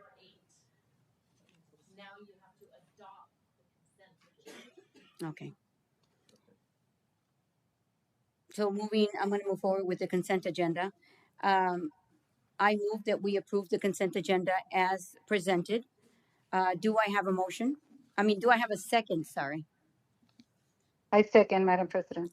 Thank you. And I will proceed to a roll call vote. And since you seconded, Board Member Cantu, how do you vote? I would aye. Thank you, Ms. Cantu. And Ms. Garcia, how do you vote? I vote nay. Thank you, Ms. Garcia. And Board Member Romero, how do you vote? I vote nay. Thank you. And I vote aye. And we have two nays and two, so it does not pass. What we have, and you said it was item 8, right? Human services. So I just apologize that we're not able to move forward to be prepared to begin our business as the school starts. So we are going to be having some members or staff not available. I have a question, Lydia, I'm regarding. still talking, Miss Cantu. Okay. I just want to make sure that I've got it correct. Dr. Barrantes, you were about to say something to me.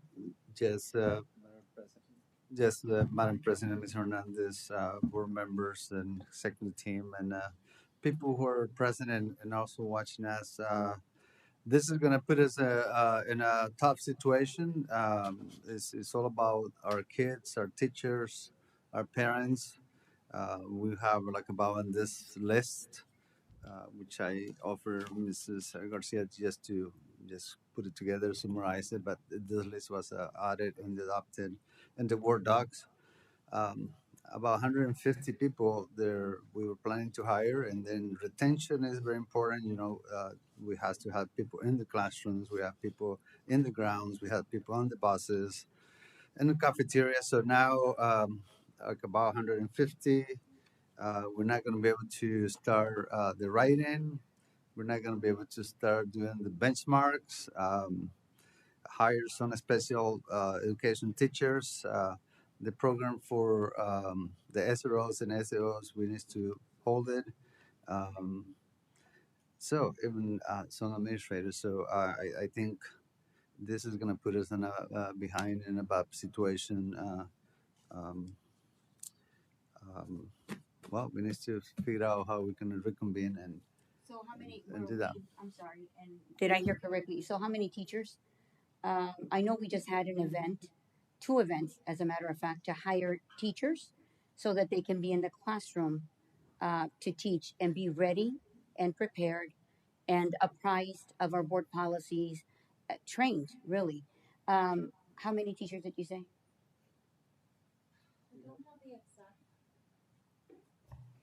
in general? Give me a ballpark. Madam President and governing board members, I do not have the exact number, but just from the job fair, there was over 45 teachers and staff.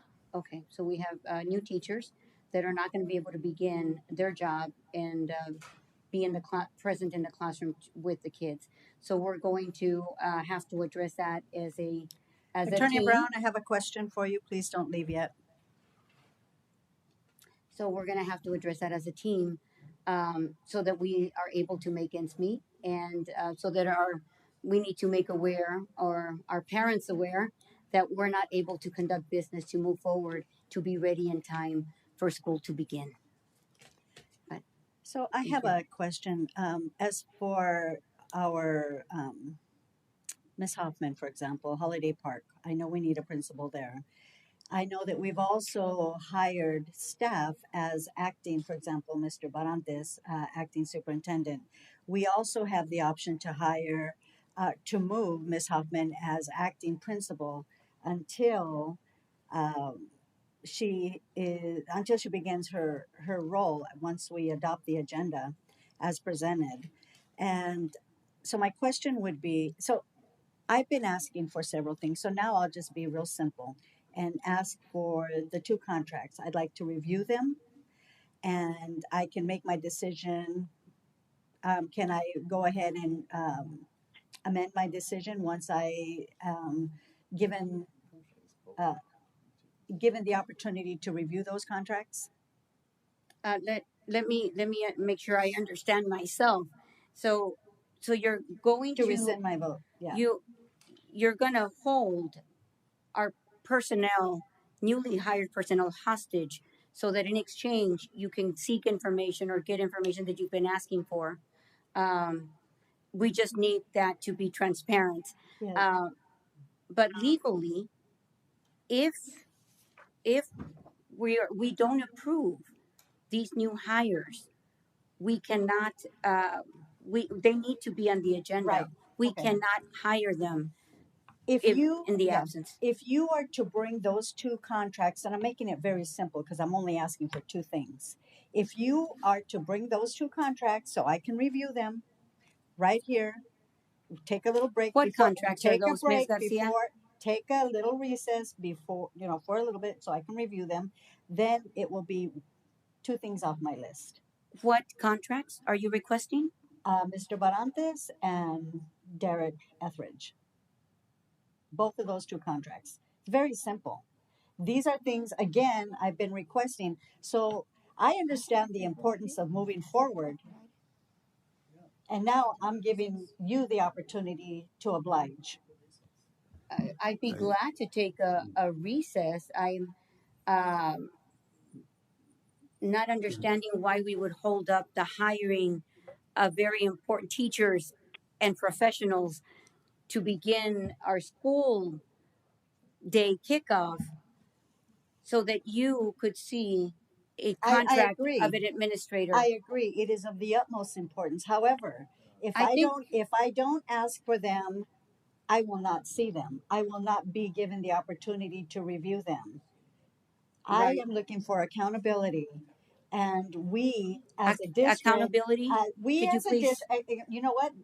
I can even take it a step further. I've been asking for the justification and rationale hiring 2 of the consultants, previous employees. I still have not received anything. So, with all due respect to me and to this district, I believe, again, transparency is everything. So, the reason why I have not received anything, only you could answer that, Lydia. Thank you. No. Yes, I- yes.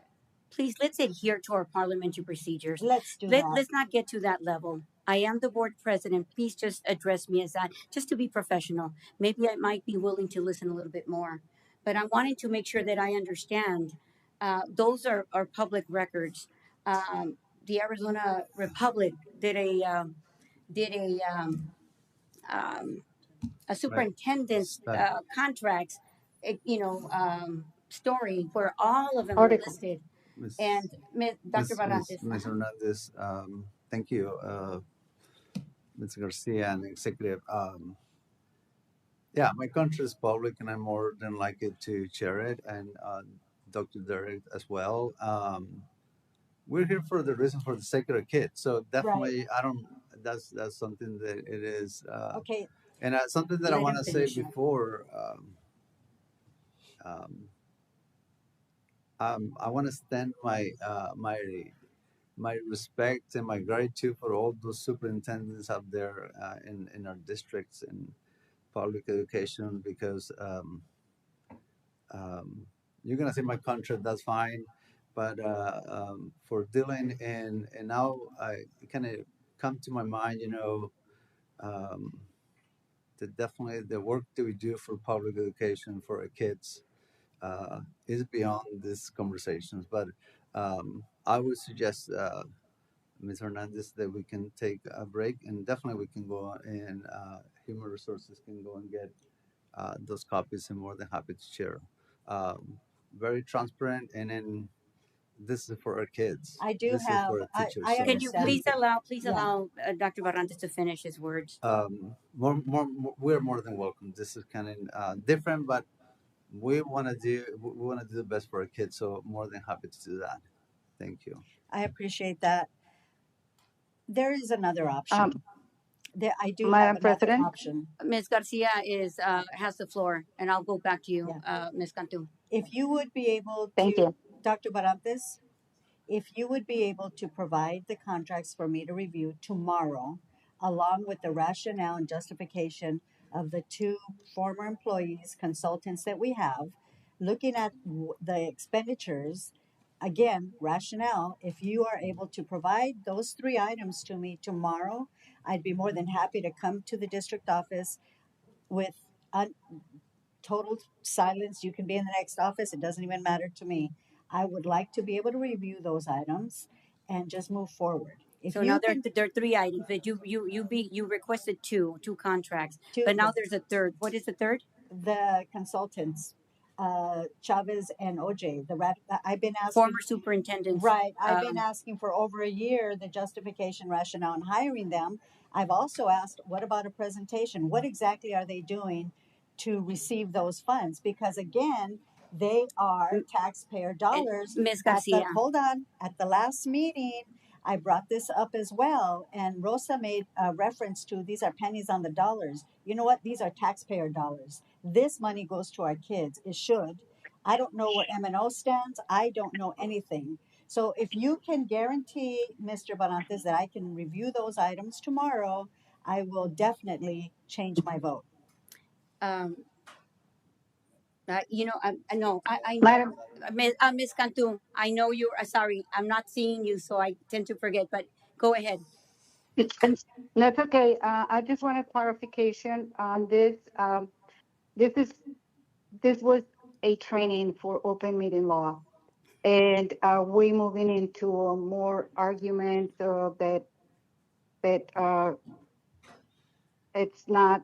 was not expected. But I just want to let you know that as early in the morning, 6 o'clock in the morning, I'll be leaving the country, so I cannot come back to another meeting to for clarification on contract. Because from what I understand, Ms. Garcia was present when we went over um, Dr. Barrantes' contract. I was not, I was online, so I was not able to review or see anything. So, and just for the record, that does not mean that that opportunity was not there. You just weren't at the meeting, but you were via phone or. But I've also requested to come to the office and meet with him to have these discussions, to actually review it. And also, along with Dr. Etheridge, along with again, for the, I don't know, many, many times, uh, in reference to the consultants, Chavez and OJ, looking at the rationale justification again regarding why they are here, what justifies the payments that they are receiving, what are they doing, are they, because I have not seen a presentation, I have no clue what they are doing, but the amount of money that they are receiving goes above and beyond what a principal makes. That's Ms. concerning. Garcia, um, and I'm trying to, if I'm hesitant, because I want to make sure that I am respectful in my response. I spent 7 years on this board. I get it. I understand how it feels to feel not included, to feel that you're not, no, not only to feel, but to not get access to an agenda. The reason we're here today to have the violation of open meeting law training required by the state is because violations were repeatedly took place in the fall, several meetings that were involved where we were not transparent and I was not in leadership and I was not leading that board. But that is a fact. Those are not my words that I'm inventing to hurt you or to be personal. Those are the facts. But to come here and to hold teachers, superintendents, administrators hostage over something that you need to see. Contracts, these individuals up here, uh, I'm not saying that I don't want to share them, but I think this is done in the worst taste publicly to because you need to see those numbers of what they're making. These are highly educated, experienced, certificated individuals. We need, as a board member, to trust our leadership. I may not like, I may not have liked your choices and your actions repeatedly, but I never asked for to see or hold staff hostage so that I felt good that I saw the numbers of their contracts. It's petty. It's petty because the kids in this district that are probably 14,500, and that's too much. We might end up having less, but we are keeping teachers from being in that classroom prepared and ready to teach. This request, honestly, is disgusting. But we will. It is not a lack of transparency for the record. You will see them because I want to make sure we want to make sure that our kids are ready with the staff, that schools have a principal that they can count on to begin the school year. Kids cannot get educated if we don't have the teacher in the classroom. So I will call. why is it that you are claiming? I mean, I can I can consider that an attack because I've been asking for over a year I for asked for 7 information. years. No, quit. You're acting like a Let's victim here. no, let's No, no, this let's information is public record, and not and even though you think this is like I don't know if you think you're retaliating against me or I don't know what I your don't issue is. I don't Then why I have am I not not received the retaliating information against that you. I've requested I am for over exercising a my year? right as a board president Okay, to share my opinion and my assumptions and observation of the lack of decorum that I've witnessed here on this dais. We had a ditto. Yep. retreat where we could have at length discussed it, but I will request a recess so that they're able to provide a copy of that Um, contract. As but well as Madam, the vouchers, Madam President, the hold on, as well as the information Hold on. from That is not as parliamentary well Madam, procedure. as Speak through Chavez the board and president to Chavez address the staff and Zeke, directly. Parliamentary Chavez and Jose. Madam procedures. President, Parliamentary I've procedures. asked for Ms. Cantu. three Ms. items, Cantu. and I've also said that if you can yeah, Ms. provide that to Cantu. me Point of tomorrow, order, Mrs. then Cantu. I will change my vote. Ms. Cantu. Sorry, Ms. yes, Cantu. Madam What is that? President, I'm at the East Coast at the moment, and I just want to let you know that I agree with you. I think this is unacceptable, but you know what? The community has to learn what kind of leadership they have, and if she's not allowing those teachers to go into the classroom, too bad. You know, we did what we're supposed to do. She doesn't want to follow through. She doesn't want to agree with what's important for the community and for the children. You know what? It's 10:30, 10:20 East Coast time. I'm leaving 6 o'clock in the morning out of the country. I'm not going to be available for any other calls as right now. So I'm gonna step out. I think that it's it's unacceptable that we have to beg for our kids to have a teacher in the classroom. For that, I do not agree on what the demand that she's asking for because it's never denied. It's clarification. It's been there. She didn't want to look at it. Now she's pulling it out as a condition. No, excuse me. Our kids are worth more than that. For that, I'm gonna step down. I'm gonna leave the meeting. Okay? Thank you, Thank you. Miss Cantu. Thank Thank you. you for your service. I'm going to go on Thank to you. item F, the announcements of future meeting date and other routine information concerning the governing board. The next regular governing board meeting will be held on Wednesday, August 12th at 6 p.m. at the Cartwright School District Boardroom. Do I have that's my motion. Do I have, Lydia, are these items going to be available tomorrow? The 3 items? No, No, who's that? thank you. Is it Miss Cantu? What do you mean Uh, no? What do you holding- mean by no? That makes no sense to me.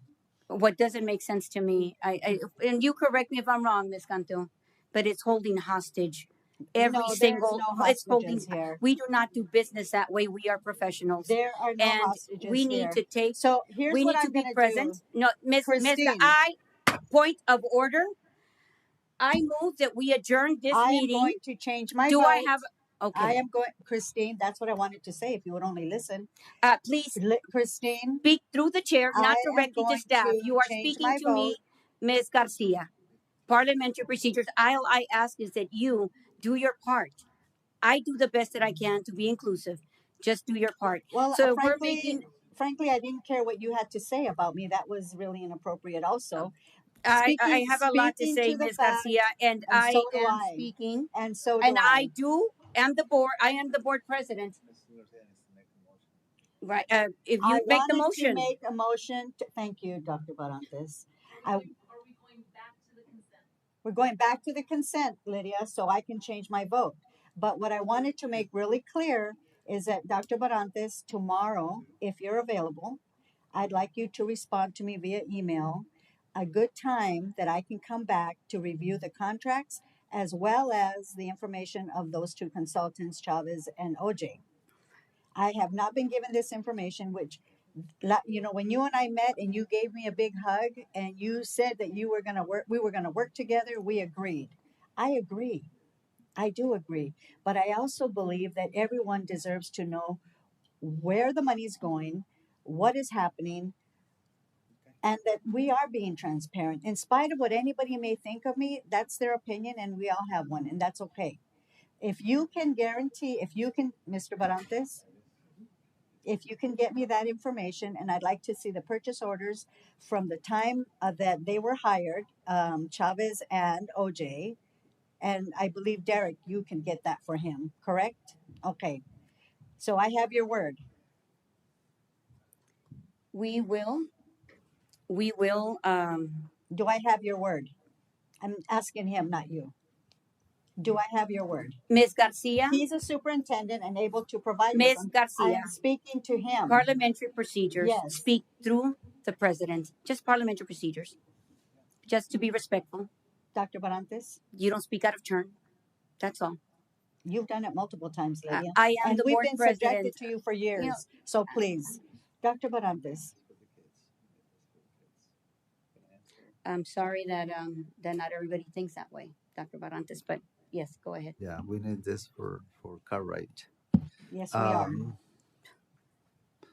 Madam President, Mr. Hernandez, Mr. Garcia, an executive team, and our public and community who is watching.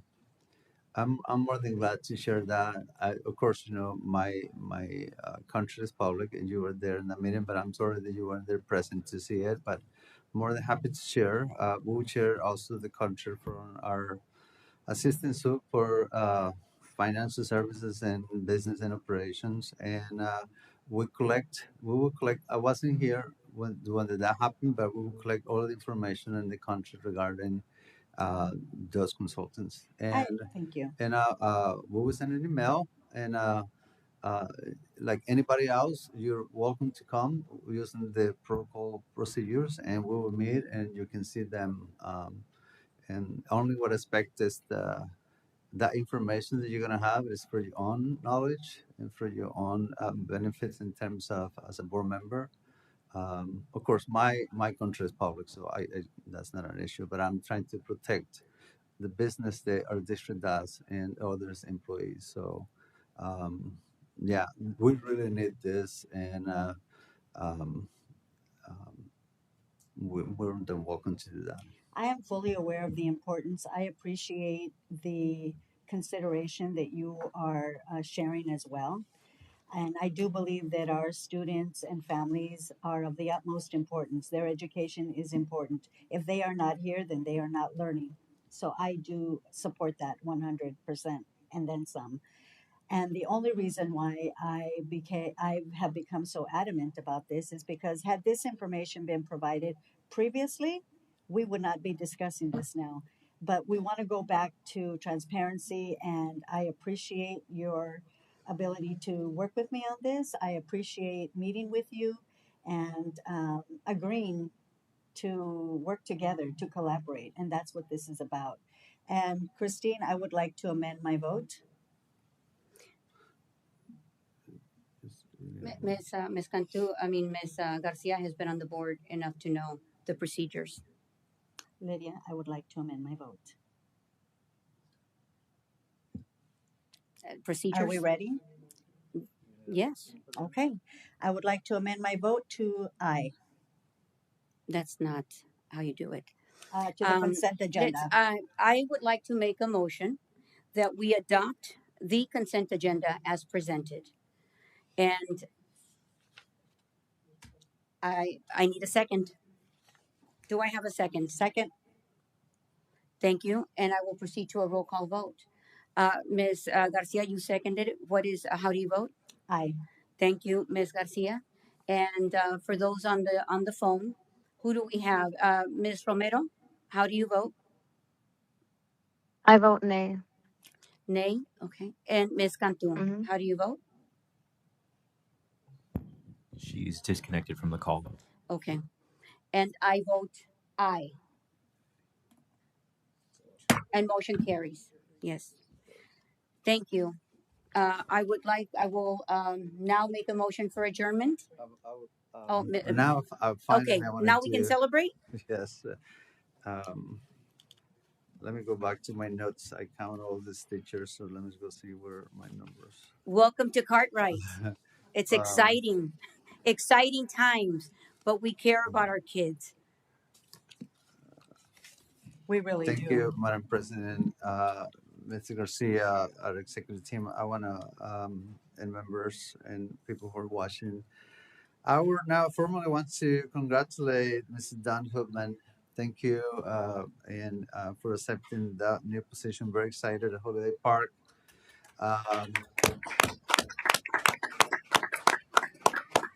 Our new assistant principal at Peralta, Regan, I met you today. Welcome.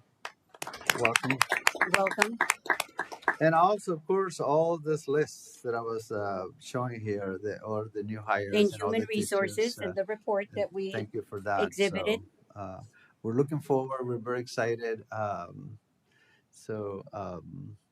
Very proud of our staff. They're being meeting every day. The schools are being clean. Teachers are putting things on the shelves, and tables that are organized. We're gonna have tomorrow parent night. Very excited about that, and we're also about the conference day. So, thank you, and welcome to Cartwright. Welcome. And I move that we adjourn this meeting. If I did make the meeting announcement prior, but the next regular governing board meeting will be held on Wednesday, August 12th, 2026 at 6 p.m. here at the Cartwright Governing Board vicinity. I move that we adjourn the meeting. Do I have a second? Thank you. I'll proceed to a roll call vote. Ms. Garcia, how do you vote? Aye. And Ms. Jennifer Romero, how do you vote? Aye. Okay. And I vote aye. And the meeting's adjourned. Thank you. Thank you all for being here. Please let the record reflect that it is 7:31 p.m.